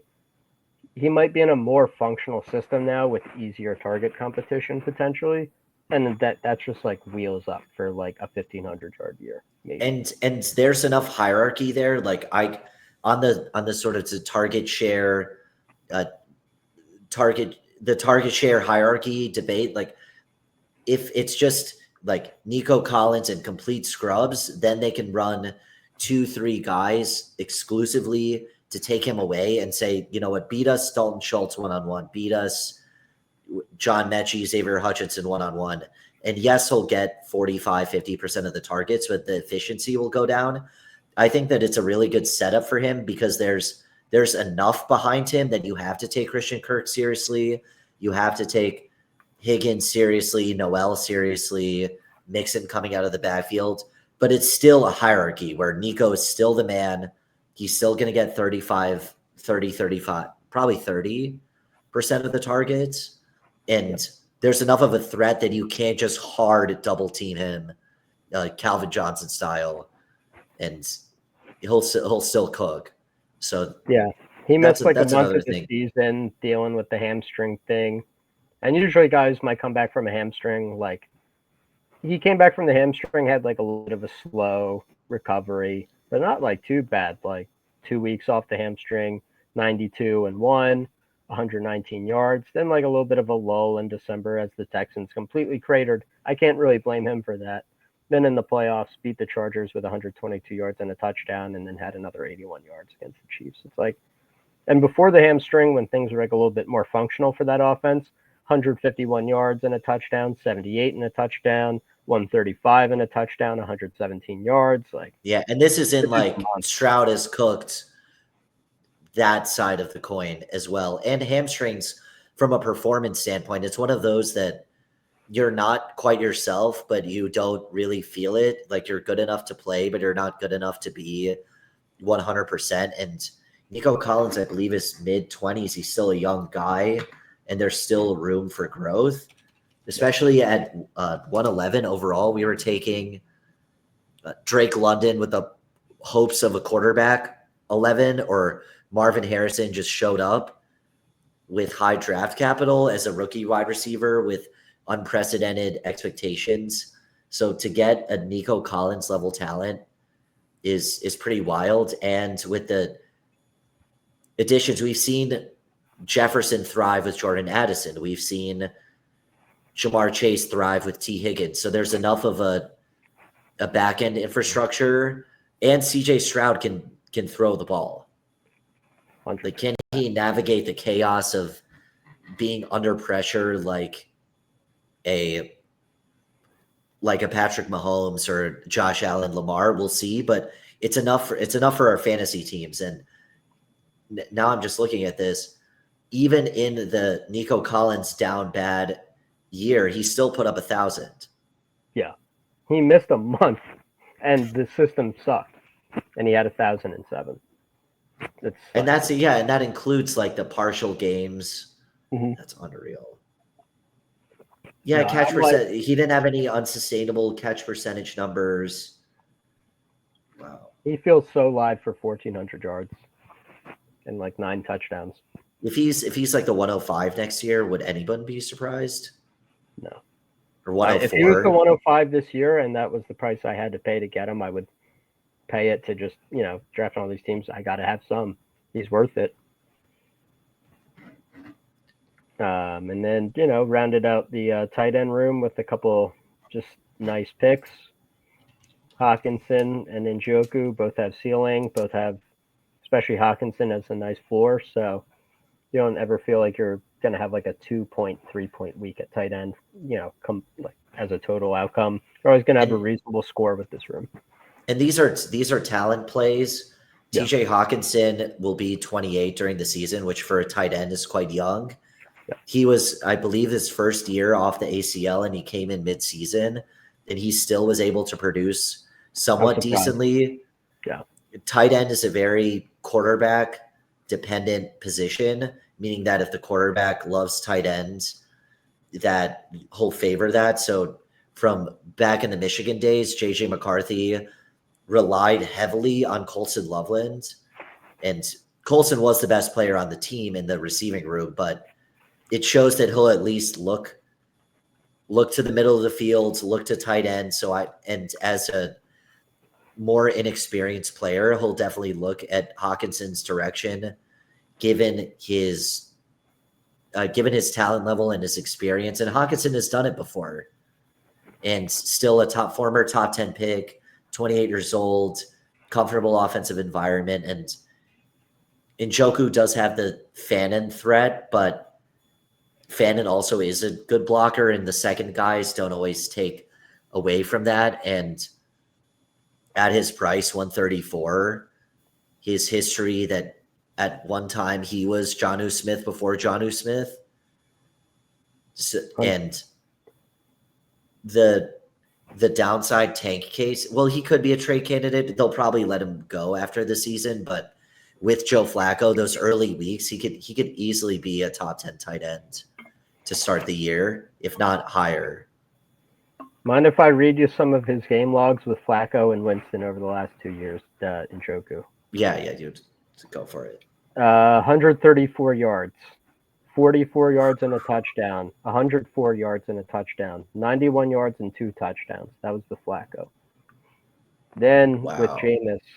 And that was the tight end one. These are like wide receiver numbers. These are like, that's what you're hoping out of Olave. You'd be happy. Oh my gosh. Yeah, and last year Njoku, I think, was going in the 80s. People forget. Now he's fallen a little bit. And less target competition, and just a little bit of a bet on maybe an underrated offense. Let's see. Mike Clay has the Browns as the number 18 defense. Obviously, the quarterbacks are a pretty wild room, but Joe Flacco is in total bum status, and he'll at least get yards. He slings the pill, man. He slings that thing. He doesn't care anymore. He has nothing to lose. He's No, like, I and might as well compile these damn stats and keep even making even if million even years. if it's like a Pickett at least is going to go to the safe options. Or Yep. we have Tillman in case he has a different preference, or maybe Shador is really good, or maybe Dylan Gabriel is pretty good. And then with Jameis, not quite like the 130 and touchdown, but 60. And you take this from a tight end, 61, a touchdown, 5 catches. That's like a top 5 tight end any week.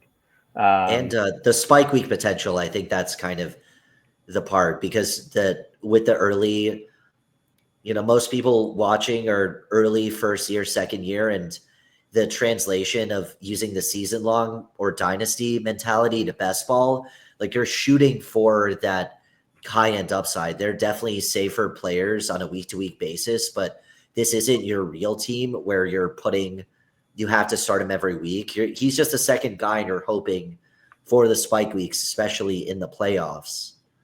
And you're going up against, in that division, you have the Bengals, you have the Ravens. The Steelers have the potential to be a good offense just because of the DK acquisition. And in these shootouts, they're not just going to hand the ball and punt the ball away. They're going to say, Flacco, go back there and throw it and try to beat them, try to keep up with Burrow, try to keep up with Lamar. Njoku Does was that doing mean, his yeah, thing against some good defenses too. Even if it was, like I mean, Pittsburgh should be able to push it more this year. Njoku got 13 targets against Pittsburgh. Now, it only materialized for 42 yards because, again, Jameis Winston. But he got a touchdown. Against Denver, another tough 17 targets. these are like Only elite defenses this is too. now 52 yards because, again, Jameis is Jameis. But getting spammed with 17 targets means you're good at football. There's no one bad at football getting 17 100%. targets, and he caught 2 touchdowns in that game at Denver. Insane defense against And the yeah, these are Chargers. some of the best defenses in the league. Colds, like these are the hardest conditions you can hope for. He scored against Pittsburgh, twice against Denver. The 61 and a touchdown was against Baltimore, who was picking it up, on defense later in the year. 7 targets against the Chargers, 9 against the Saints. Like, I don't know, man. I'm in on Njoku big time, and I think Harold Fannin is more of a threat to a wide receiver 3 playing like a slot role than he is to like Njoku, who's like a And he'll true. probably start. They're thinking Njoku this year, the 2026 quarterback, and Fannin can kind of be the Njoku in waiting, just Yeah, like they've done. We've seen this like when Kincaid was behind Dawson Knox. Now Dawson Knox is not the receiving talent that Njoku is, but we've had it where the second guy, even I believe Trey McBride was behind Zach Ertz in Arizona, and Trey McBride was dirt cheap in these dynasty trades because Trey had the down rookie season that most rookie tight ends are not Brock Bowers. Most right. rookie tight ends are not Sam Laporta. And they're not competing with David Njoku. They're not like eclipsing it. I think David Njoku is a top 8, 9 tight end in the league, objectively, from a talent standpoint. He's And only 2 years removed off 882 yards, 6 touchdowns, which would probably place in top 6 or 7. That was the Flacco yeah, year, and yeah. he's 29. He'll be 29 in the season. He's That's been for dealing tight with ends. like That's pretty not that. That's anytime he gets right in the like heart of your career. we're like, oh, we don't know if he's gonna have like Joe Flacco or Jameis Winston. It's like these are not like Patrick Mahomes or Joe Burrow we're talking about. Like anytime he gets like a real NFL quarterback, not Deshaun Watson with a cooked shoulder who can't drive the ball 10 yards with zip, not Dorian Thompson Robinson, like an actual NFL quarterback. This dude outproduces. We got him at 134. He's going to clear Yeah, I that mean so easily. that's the craziest part of it all. Is And it at Harold 130? Fannin Yeah. is Harold Fannin going to? Are they going to take David Njoku off the field to play Harold Fannin, or are they going to take Jamari Thrash off the field to play Harold Fannin in the slot? I think I know what my answer is. Exactly. I think Fannin is a year away in terms of getting the opportunity. Like, are they going to let him just be the number one guy? No, but Fannin is going to turn 21 in the season. He has a lot of time in development, and he does actually have some blocking chops despite being undersized.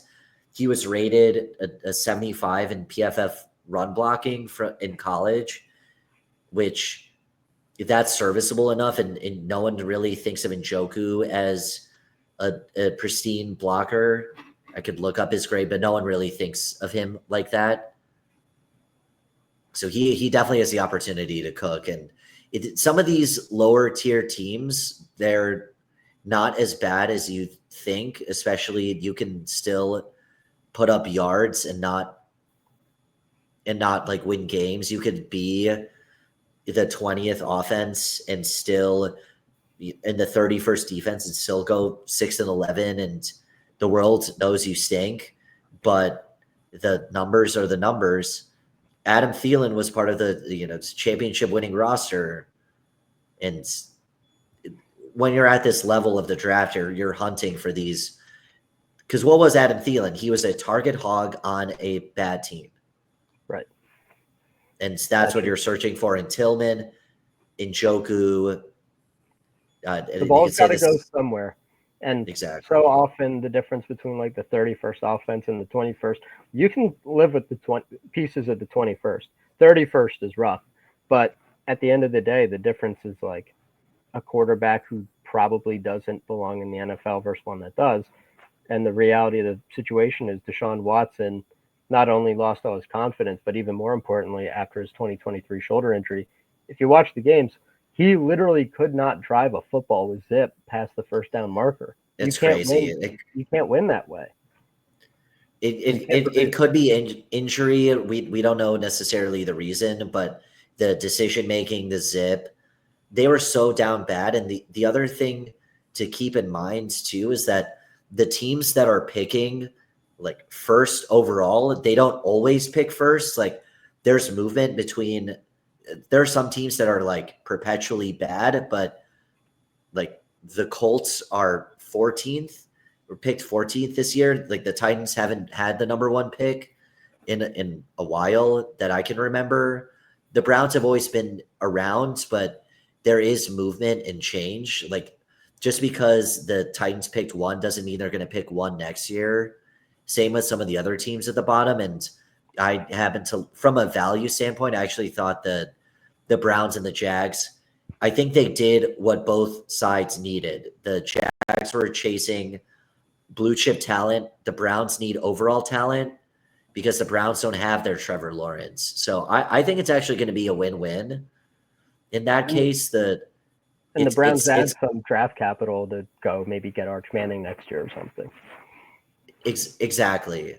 The Jags might be a year away, and then they say, oh, the Jags got cooked in the deal, but you have to take risks, especially in, we saw like Mike Mayock get released from the Raiders after a year. Like you have to build for when blue chip talent is available, you definitely try to get it, especially if they don't feel Mason Graham moves the needle. But I think it's a win-win where like it isn't an exact comparison because it involved two quarterbacks, but when it was the Eli Manning, Phillip Rivers trade where the Giants got, the best player in the deal, Eli Manning, and then the Chargers had like a lot of pieces that they got off of that. And both teams really won. The Giants had 2 Super Bowls. The Chargers were always right there. And I actually think the Browns aren't. It's a chaotic situation because of the quarterback, but that's not what we drafted. We drafted the receiver and the tight ends in that case. And these are picks 158 and 134. You could still win a championship, and they're hard zeros. And like every year, each year I play best ball, and you start to like, and when you really like sit down and follow the game, and you're like refreshing the game logs, or like you're out at dinner, you're refreshing the game logs, like you start to like really have it seared into you, like how the game works. And it doesn't just become like, oh yeah, and this guy gets 700 yards and that's whatever. It's like, no, you start to like really like envision like, okay, the Browns just received the punt. Okay, 1st and 10. Jay Flacco to David Njoku for 17 yards. Jay Flacco to Cedric Tillman for 22 yards. And then it gets into a shootout. You're like, oh shit, like this is a game environment that could go crazy for a couple key weeks. And that was like our third or fourth stack. That wasn't even one of our three primary stacks. And that's how you win. That's true. And my only first point of surprise is a dinner during NFL Sunday. Once the BBM money rolls in, Well, then obviously it's by yourself. Uber Eats via carrier pigeon that comes through the window and like drops the food at your dinner table while red zone's on is ideal.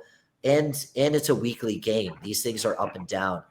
Even just last year with the Browns chaotic quarterback scenario where they're going between Jameis, DTR, 4, all of this stuff. Njoku and Cedric Tillman still had spike weeks. Tillman had a run where he was getting some like Nico Collins, Yeah. like hard comps, like it Yeah. from a physique athleticism standpoint, and because Nico was a 3rd round pick, I believe.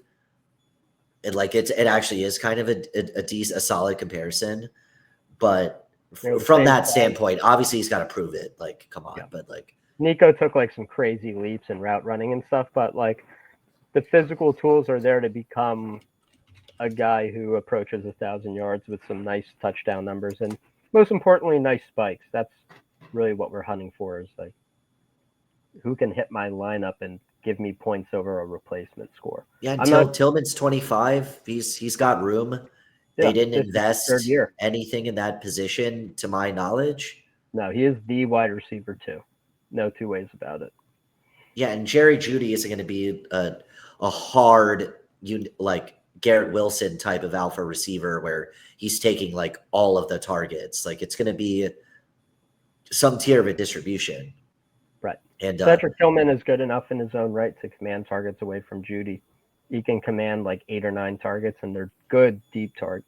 Oh, they're so good and they're so deep. I mean, he had a 12 target game, a 9 target game, 11, and then an 8 back to back.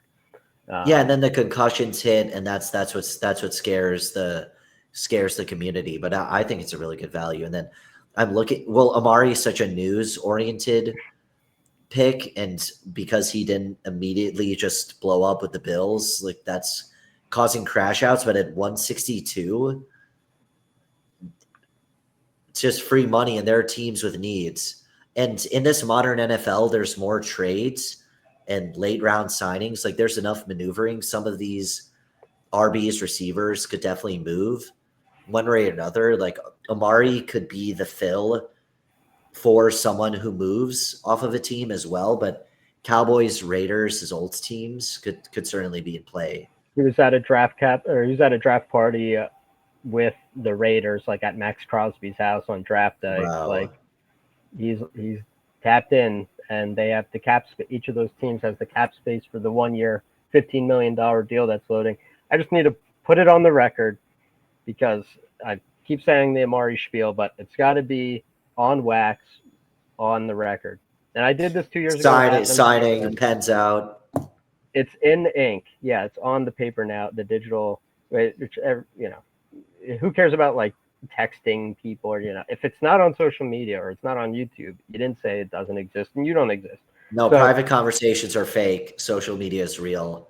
Whatever I said 2 years ago about Adam Thielen and the fact that he like ranked top 2 in the league and drawn DPIs, people didn't care about that. The fact that he was a red zone threat, people didn't care about that. They're like, oh, Adam Thielen's cooked. Any context you're providing, I don't care about. And then he smashes in fantasy relative to cost.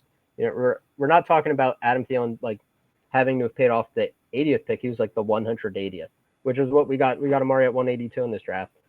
We're talking about the 180th pick. Oh, 182. I read that wrong. A guy who 4 of the 5 years before this previous year had over 1,000 yards. I think over 1,100 yards in most of them, 1,250 in like 2023. You're talking about a guy who when we look at the season Amari Cooper had, it was he's playing with absolutely cooked Deshaun Watson right after he was basically he loved the Browns. He almost gets traded for Brandon Ayuk. The deal like falls through at the last minute. He's kind of pissed about that. Then he plays all August with a quarterback who can't throw. He's like, oh my god, this year like Oh yeah, because all of his time in Cleveland was with Watson, right? He never had any Jameis opportunity. He never got Jameis. He got Joe Flacco, and he went crazy, and he had a 40. He was owning Earth. He had what was it? Was it the Texans that he absolutely fried? It might have been. And he had a 40 burger, and he was the guy you needed in fantasy. We can't draft him now in the 16th round, but 2 years ago, he was literally the guy you needed. Anyway, he's 2 years off 1,250 yards. And people are like, oh, it's the target. He's turning 31. Like, right. He's turning 31. He's not like 37. No, 31. That is not. And I get the target cliff, the age cliff can hit you fast. But again, like, is there context that we can parse? The guy was playing. I need everyone who's like, oh, well, you didn't do anything on the Browns. Look at what Jerry Jeudy did and what David Njoku did. And everyone did before Jameis took over. No one did shit. No one did anything. No. That's kind of the theme of this draft. We're like hard shorting Deshaun Watson. Dude, Amari Cooper commanded targets on the Browns. Listen to these stat lines. This is actually so much worse than I remembered. 9 targets, 2 catches, 16 yards. Is that Amari Cooper's fault? Go back and watch the Dallas game or the Jacksonville. Every target to Amari Cooper. He was running 30 yards down the field, and the ball was going 12 yards and dying. So 9 targets, 2 catches, 8 targets, 3 catches, 12 targets. So he's commanding the targets. 7 catches, 86 and 2. So he actually had a good game. 8 targets, 4 catches, 35 yards. 10 targets, 4 catches, 6 targets, 42 yards. So he was like, it wasn't his best season, but literally you would see him like stopping halfway through a route because he sees the ball go up. He's like, this isn't even going to get to me. Then he gets traded to Buffalo, whose entire offense is predicated around short passes and rushing. He's like clearing out deep. He's not the target focus. And they rotate every single player on that offense. James Cook plays like 45% of snaps. Dalton Kincaid, their first round pick from a few years ago, he doesn't play a full-time role. So no one plays a full-time role. Khalil Shakir is the closest thing because the Buffalo offense with Joe Brady is like run, pass, and distribute the ball. They're not as centralized to one target. That's and kind of what they got off vertically. Of when they didn't keep Stephon Diggs. That was kind of the philosophical change is we're going to be distribute the ball and Josh Allen's the king of this ship and everyone else is kind of a role player around that. Right. Move the chains like 12 yards, another 10 yards, another 11 yards. They're not like taking deep shots because like we can run the ball, Josh Allen can run the ball, and he can hit the short targets and just move the chains. And they scored a lot of points doing that, but they would take like 1 or 2 vertical shots a game. They didn't have a deep threat before Amari Cooper got there. They don't throw deep. They throw like if Keon Coleman is on a broken play or Matt Collins is on a broken play, like 30 yards downfield, they might try it once a game. He had a 14 target game for the Bills. No one else had a 14 target game last year. No one on the Bills. So it's not like he was getting dusted by anyone. They all rotate. And he dealt with a wrist injury and apparently had like a personal thing that caused him to miss a game. So you have a quarterback who can't throw to you. Then you go to a team that doesn't utilize your skill set and rotates all their players. And you had a little wrist injury. That's not really predictive of the future though, a wrist injury and like personal stuff. Like it was a perfect confluence of like, yeah, you're going to have a down year. And now he could go to like a dome with like Geno Smith or Dak Prescott and be the wide receiver too. And you're going to get into Cowboys, but yeah, it's crazy. It's crazy that after one bad season, after many, many good years, like this isn't even relatively comparable, but even like Randy Moss had a 500-yard season with the Raiders before he goes to New England and he puts up 1493 and 23 touchdowns. So obviously that's not a one-to-one talent comparison.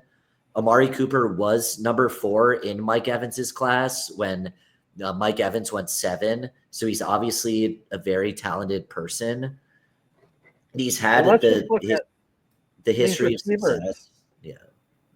you're losing out Amari Cooper to I like Wan'Dale Robinson. Wan'Dale Robinson, who will never hit 700 yards again, ever.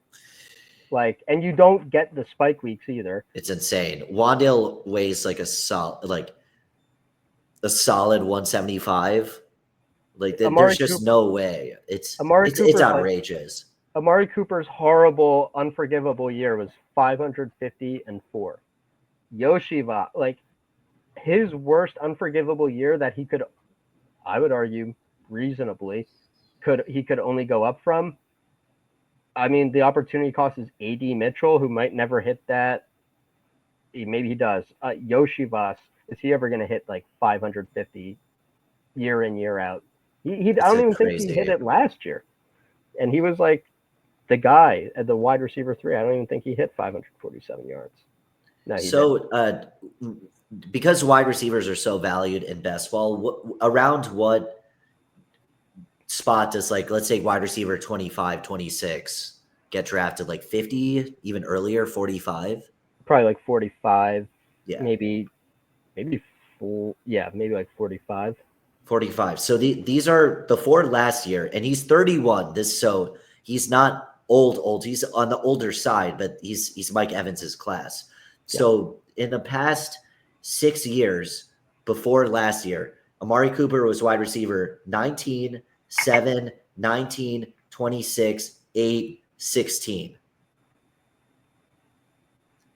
Can he just be, if he could just be Adam Thielen, he could just half of that. It's nuts. He could just become Adam, even if you want to say, okay, he's in the Adam Thielen role now. That's still 700 something yards and a bunch of touchdowns. That's smashing his 204 ADP. It's smashing it. There's no way this is a bad pick unless he retires, unless he goes Will Fuller. But something tells me the fact that he's hanging out with the Raiders at their house and he's around football players and he's working out, maybe he doesn't want to retire if someone's willing to give him $15 million. But what do I know? Yeah, and it's the Buffalo. The only negative side is the Buffalo not loving him, but that's one team. Yeah. And he doesn't have to be the best in real life receiver to be a productive fantasy receiver. And Geno needs weapons. Dak, I'm sure Dak is probably come on. They also moved on from Stephon Diggs, and they were wrong on that. If there's one thing I can say about Buffalo, they do a lot right, but their guidance on what makes a good wide receiver, I'm not sure they're dialed in on. And let's be honest, if you're a star receiver, especially a guy who can win vertically like Stephon Diggs or Amari Cooper, it's why would you be happy playing in Buffalo? It's you're going to get 6 targets, not even deep one. You're not going to get the production that's aligned with your value. You're not going to get paid accordingly. There's a reason they can only get Josh Palmer's types in free agency because no real alpha would ever go there. Yeah, and the Bills, even given the Bills down, so the Bills traded a 3rd round pick for Cooper, and that was after the Deshaun Watson disaster production period. So the right. only drop in value from that perception, a 3rd round pick, that's what Geno Smith went for. Right. And he's a starting quarterback, number 1 accuracy score. So from that point on, we're essentially saying a quarter or a half season in Buffalo that didn't necessarily kind of totally work out how we wanted. And now he's receiver, 60 something. It's crazy. And he's only 31 years old. Dude, he's wide receiver 80. 80 is cool.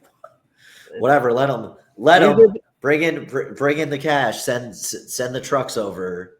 These are the bets I'm willing to make. If my opportunity cost is Troy Franklin and Tutu Atwell, okay, that's what I passed up on. Guys whose career years might be Amari's floor year. And again, I don't think Amari Cooper is going to be going in the 40s next year, but he was last year. And just if he can give me 750 yards and 5 touchdowns, that is a smash in the 16. Yeah, I'm trying to look at the salary caps. Maybe that's the only reason I think Buffalo would totally, because there's a lot of mouths to feed financially in for the Bills. Yeah, the Bills have 3.4 million cap space, second lowest in the league. So it might just be a finance issue. It might just be that Amari wants more money than the teams are willing to pay him, which is normal, but he's still a premium free agent. And he didn't choose to go there. He didn't. They chose him. Maybe they're disappointed, didn't want to bring him back anyway, but he didn't want to go there specifically. Like he did. I don't see any reason he would want to go back to a situation that, again, it just depresses your value on the open market so much if you're only playing like 55% of the snaps. And it's like, well, if he's so good, why doesn't he play more? I don't know. Why didn't Stephon Diggs play more snaps? Why wasn't Stephon Diggs happy? Why is James Cook not happy and playing 45% of the snaps? James Cook is a stud. Doesn't even play half the snaps. So this is just a Buffalo thing. I think so. And I'm looking at the salary caps. Numbers 5, 6, and 7 in cap space. Raiders, Seahawks, and Cowboys. DK X receiver replacement. That would be a kind of nice group with Amari, JSN, and Cooper Kupp. Because you would want Cooper Kupp to be more inside. I mean, they did pay him a lot of money, but for what this is a 1 year thing. This is not dynasty. He's 31. I keep saying that. But there are guys older than him. Travis Kelce's 35, still getting picks way higher than that. And, the Seattle offense, the offensive coordinator, Clint Kubiak, coming from New Orleans. I mean, you could put Amari Cooper in that Rashid Shaheed role, like just attacking vertically. Like dude, Sam Darnold, like for all his faults, throws a nice deep ball. He was airing it out to Jordan Addison, and it was if he gets protection, Sam Darnold is like a top 12, 10, 12 quarterback. Yeah. It's just when he's under pressure, he kind of freaks out. But if they can block for him, they drafted Grace Abel. I believe they drafted some other line talent there. If they can protect him, then it's wheels up. And from a deep throwing standpoint, he doesn't need to be the most efficient IRL quarterback. If he's just slinging it deep, right, he just rips it. Then so be it. It's just with the line is his. That's a huge concern. That's a huge concern. Yeah. That's why I really like the Vegas or Dallas fit, because you get the dome, which means good weather in December. Yeah, you have a clear vacant wide receiver 2 role, whereas in Seattle, I think Cooper Kupp might be cooked, maybe not, but you at least have like 2 alpha targets. Yeah, he would be it's a 3-way, and they want to run the ball.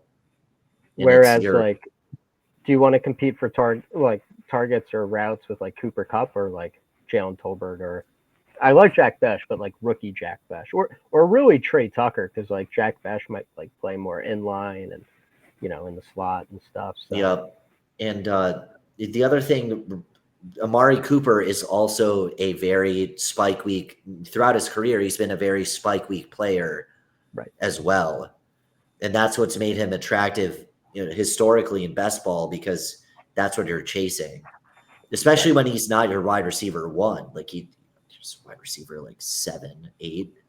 Could he be the Raiders or the Cowboys' Darius Slayton? Could someone grant me that, please? That he could be Darius? That's not even crazy. He could easily get 1,200 yards, which is what he did literally 2 years ago. Literally 2 years ago, yeah. It's incredible. The 3rd round pick traded for.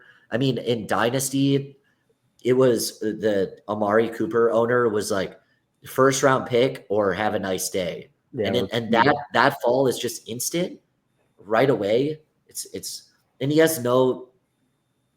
Does he have any injuries? I haven't even thought of. He had like a wrist injury last year, and that can nag you in the season. Like Tyreek Hill had a wrist injury, didn't crack 1,000 yards. We still take Tyreek Hill at the 2-3 turn, and he slowed down a bit.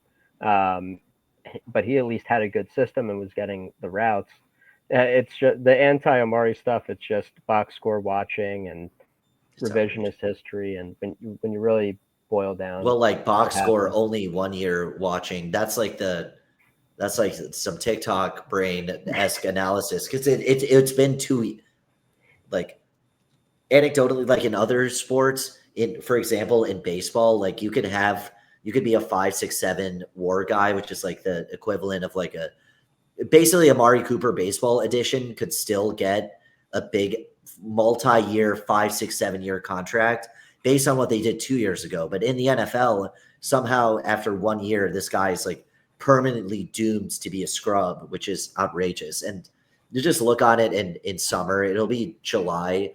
Amari is going to get a 1 year, 15 mil deal from one of these teams, and all the faders are going to look dumb. And I dude, feel like it's just that simple. Like, we already did this with Stephon Diggs, dude. But before he signed with the week before he signed with the Patriots, I was hammering him in the 130s, and people were. I'm not even going to say who it is.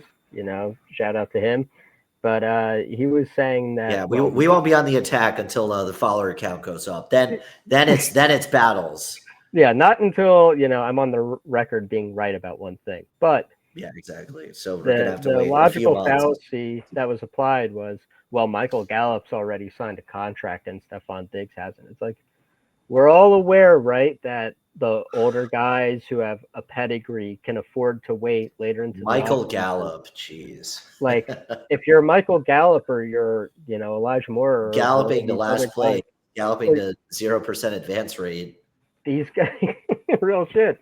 These guys, they don't have, like, Michael Gallup doesn't have leverage. They're going to jump at the first contract thrown their way. If you're a 30, 31-year-old perennial Pro Bowl, borderline Pro Bowl type talent, you can wait until July. DeAndre Hopkins 2 years ago, oh, he's cooked, oh, he's this or that.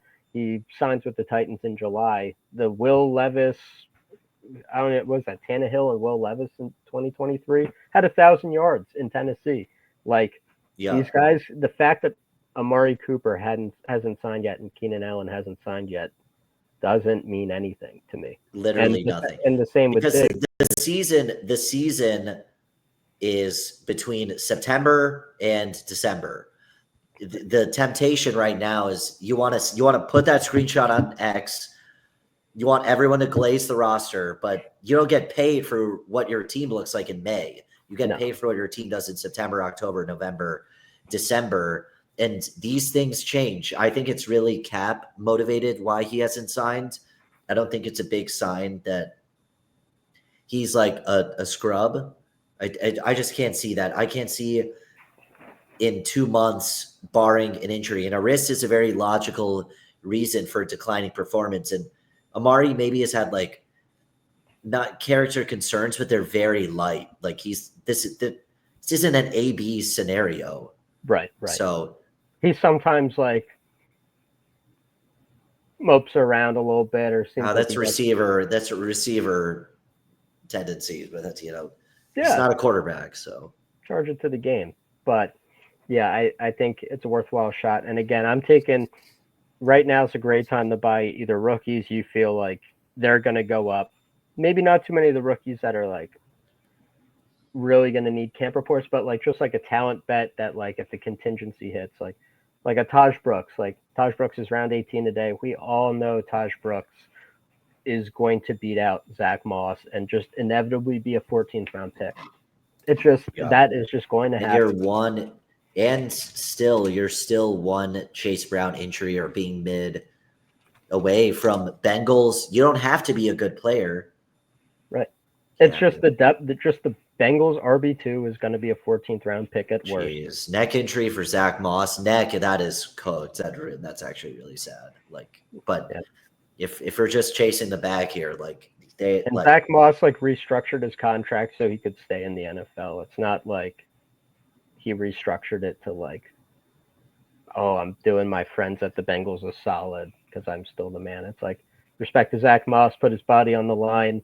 Glad he's got some bags secured this year. But push comes to shove, the really good rookie running back who's explosive and a big dude and can go between the tackles, also mix it up in pass pro. That's the RB2. It's crazy. And not to add to the we are just constantly 24/7, 365, 366 on leap years, chasing the next Bucky Irving. But you look at Bucky had to, you have to pass someone if you're falling that far, you're drafting this late. You have to beat out somebody. So why not beat somebody like Chase Brown rather than somebody that's actually elite? Right. There are a lot of parallels between Chase Brown and Rashad White. Now, I do think the thing that differentiates Chase Brown is like Rashad just has like this really frustrating tendency of like not hitting the hole hard and being like too passive and just like kind of waiting for like, oh, I'm gonna like feel it out. You can't do that. You have to. Chase Brown like hits the hole hard at least, and coaches respect that about him. He doesn't know where he's going. He has no vision. He doesn't need, but he at least hits the hole hard. But Yeah, that's fair. So that's why the price is a little bit, because Bucky was at like RB 45, 50 last yeah, year or it was something around last there. year. He was a 14th round pick. 40, yeah, so around there. And Crazy. there's only Rashad is an elite receiver, but I think he was the most comfortable when it was Big Lenny and him. So Rashad's got a little underrated for where he's at, but that's like a beatable scenario. And Rashad was a 3rd-round pick, I believe. Bucky was 4th. Chase Brown, former 5th-round pick. Yeah, Taj Brooks is a 6th-round pick. Like Rashad it's White not last year. crazy. Rashad opened in the 20s last year, then eventually fell to about the 70s by the end. But hey, if Taj Brooks has some really good summer reports, I don't know if Chase will fall to the 70s because there's also a thing where there's just like an echo chamber in the fantasy community, and certain people kind of set the sentiment for what that echo chamber is. Not even necessarily aligned with like what real football teams think. And there's just a sentiment like everyone's like, oh, last year was Rashad White's so bad. He's so. And I was like, no, he's not that bad. Now, I do think I was glazing how much better he could be than Bucky. I was definitely wrong on that, but the idea that certain guys are just they're so much worse or so much better when they're kind of similar. It's the Chase Brown. The way this ties into Chase Brown is that people are like, oh my God, Chase Brown was so awesome last year for the Bengals. He scored so many fancy points. It's like, yeah, but he was compiling. He averaged like the same yards per carry as Rashad White. They were basically 2 spots apart in PFF grade. His rushing style is maybe less frustrating for coaches, but it essentially yields the same results. He doesn't know where he's going. At least he got better in pass pro, but Chase Brown, people loved him because he was a cheap player last year, and he was like on a lot of like the best ball guys rosters, and so it's like, Yeah. we're indebted to him. But it's like this is the Rashad White bet again in some ways. Not to Yeah, say for sure. you can't do it, but man, that price is steep, and we do have to acknowledge like just like the objective reality. Chase Brown is at best an average rusher, and I would say a lot of metrics bear out that he's below average. So he's not so good that he deserves to get the CMC level snap share he was getting down the stretch. No, That of was course not. purely a That was function of injury. circumstantial. Yeah, That was a circumstantial. B is that we've seen running backs have one good season that are late round guys. The teams have very little loyalty to these late round guys. I think Bucky is a very unique scenario like this year because he's put so many good advanced stats and so much good tape that it's pretty hard to deny his greatness, frankly. But Chase Brown is certainly beatable, and he certainly has had little injuries that he's picked up, and he certainly can get usurped. I mean, as the basic of an analysis, but it does ring true is that Rashad versus Bucky is a 3rd-round pick, receiving heavy back versus a 4th-round pick, undersized, untested, but an elite vision back versus a 5th rounds like power mentality physical back who can handle a big load versus a 6th round unknown. That's not a crazy bet to bet against. Now, the other thing that's more of a Chase Brown fade than a Taj Brooks buy Why wouldn't the Bengals get Chubb or Dobbins? It's They're certainly clearly a why. contender, or at least they want to be. And it would be cheap enough that they could swing it. That's Right. in play for sure, especially if sometimes these guys, not necessarily the case here, but you want to stick it to a divisional rival who let you go so that they could keep Jerome Ford. Saquon Barkley's done it. Oh Sometimes yeah. if you want to go win. I mean, like going That's why from Chubb's such a good bet. I know it's like right. constant, like this is the only team you can ever draft. If you drafted anyone else, just send the money down. Just pick up the McDonald's hat. It's Jover for your bags. Like Well, it's not always true, but on this team I we agree. drafted today, Nick Chubb is not a Bengal. On this team we drafted today, Nick Chubb, you are a Bear. Exactly. And if that means Taj goes to, I mean, if you hit 1 for 2 on these back end running backs, I mean, sheesh. Right. 203, 206. That is like If either of them do you're just anything, praying to get points, honestly, at that right. point. Exactly. So, yeah. You're praying not to get DJ Chark and Audric Estime, which we're not going to talk about. Or yeah, I was about to say, is that still too soon? Especially on the first name. I don't even think Chark is in the player pool. Oh, is that right? Tough scene. Wow. That seems Jeez. kind of disrespectful, but he was the Chargers' second leading receiver in their playoff game, for Christ's sake, at the wide That receiver is position. true. That is true. I Everyone mean, likes to forget that. it's outrageous. No, but I feel very strongly about this team. It's a good one. I will label it as our stream team.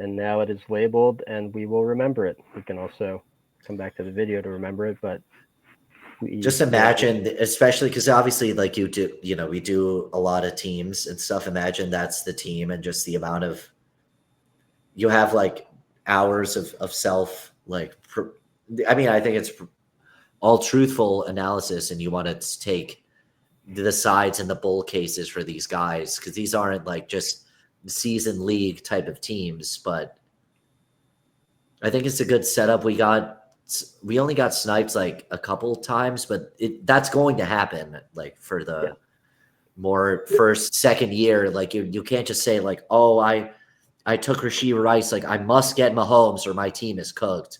Like that's how you have to adapt in these drafts. And we came out with really three. All of the quarterbacks have some degree of a stacking component as well. Not that that's like the end all be all, but at we least like it. there's. I mean, the Stroud stack I'm really particularly happy about. Tennessee is getting totally slept on as a franchise, which is weird. Yeah. Like we'll see. Maybe they're just Bengals 2.0 over there, and Tony goes crazy. Cam just puts up numbers, and maybe they win 7 games. Like that's not, and it's not like they're in the AFC South. This isn't like the heaviest hitting division here that are just getting cooked. And a lot of years in like week 15, the first round of the playoffs, you kind of want to target like, can this team score 160 points back to back weeks? I mean, you any of these quarterbacks could give you 25. Yep.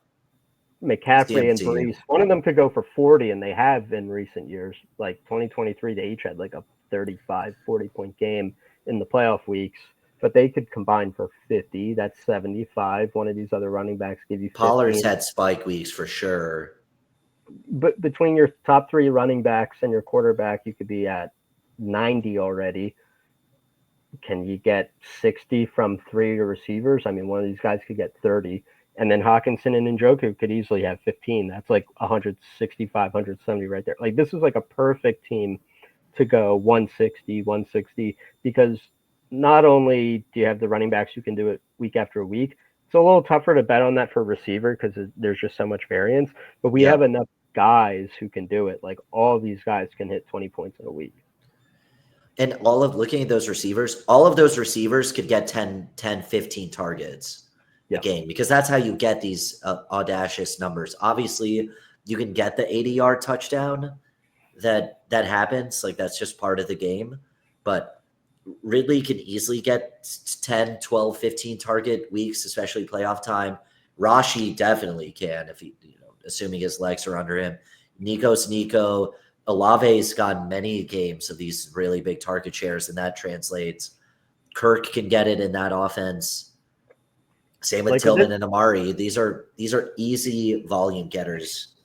And this team could be like that championship team last year that I think had like 4 really good receiver scorers, and they only needed 3, or maybe they had 5 and only needed 4. There's someone last year who had like, maybe it wasn't even BBM, it was something secondary to that, like one of the big puppies or something, but like they had like a 22-point wide receiver score on their bench, because it's like you just have so many guys who can do it, and this is like the perfect team for that. And it's also layered well. Like Chris Olave is a guy who's gonna, like, if your spike week guys like Ridley or Tillman have like 3 for 26, Olave is going to keep you alive that week with his like 11, 12 points, like the highs are high, but the floor is also high. I like layering those type of archetypes together to like really think about like, what is the story I'm telling? And like this story makes a lot of sense to me. There's a lot of volume. I just see everywhere I'm seeing volume. Yeah. Maybe if Brees loses some carries to Braylon, but Brees is still could easily be the number 2. You could look at the Jets not tomorrow, at the end of the season, and he's second in the team in receiving, and that would surprise absolutely no one. Same with McCaffrey. He could easily be the second receiver on that team. And Brees is so explosive too that one touch he can add 11 points to your week. It's insane. So nice. All right. You want to rip one more quick one, or are you calling it for the day? Another draft, you mean? Why don't we take we could take like a 5-10 minute. Do you want to take like a 5-10 minute break and then let's do it. Just run a second? Sounds good. I'm down. And then then we have NBA in like hour and a half. Sounds good. Do you want to flip this episode and then record like a mini second draft? All right. Yeah. All right. Thank you everyone for tuning in for this draft. Hopefully you just witnessed the BBM 6 winner with me and Shawn. Appreciate you sticking around. Shawn, you have fun ripping this BBM? Yeah, it was fun. At 22nd, it definitely, this is you got to get your reps in, and this is serious stuff. That 22nd, these BBM, these are like the best of the best. These aren't like, we're not taking like candy from babies over here. These are like the sharpest, the sickoest of the sickos are drafting Saturday in May. We're taking candy from the vets right now. These are the all the old guys like just fighting over the at the bingo table. I don't know if that's the right analogy. That's the perfect analogy. All right, everyone. Thanks for tuning in. Hit a like, hit a subscribe, all that good stuff. Peace.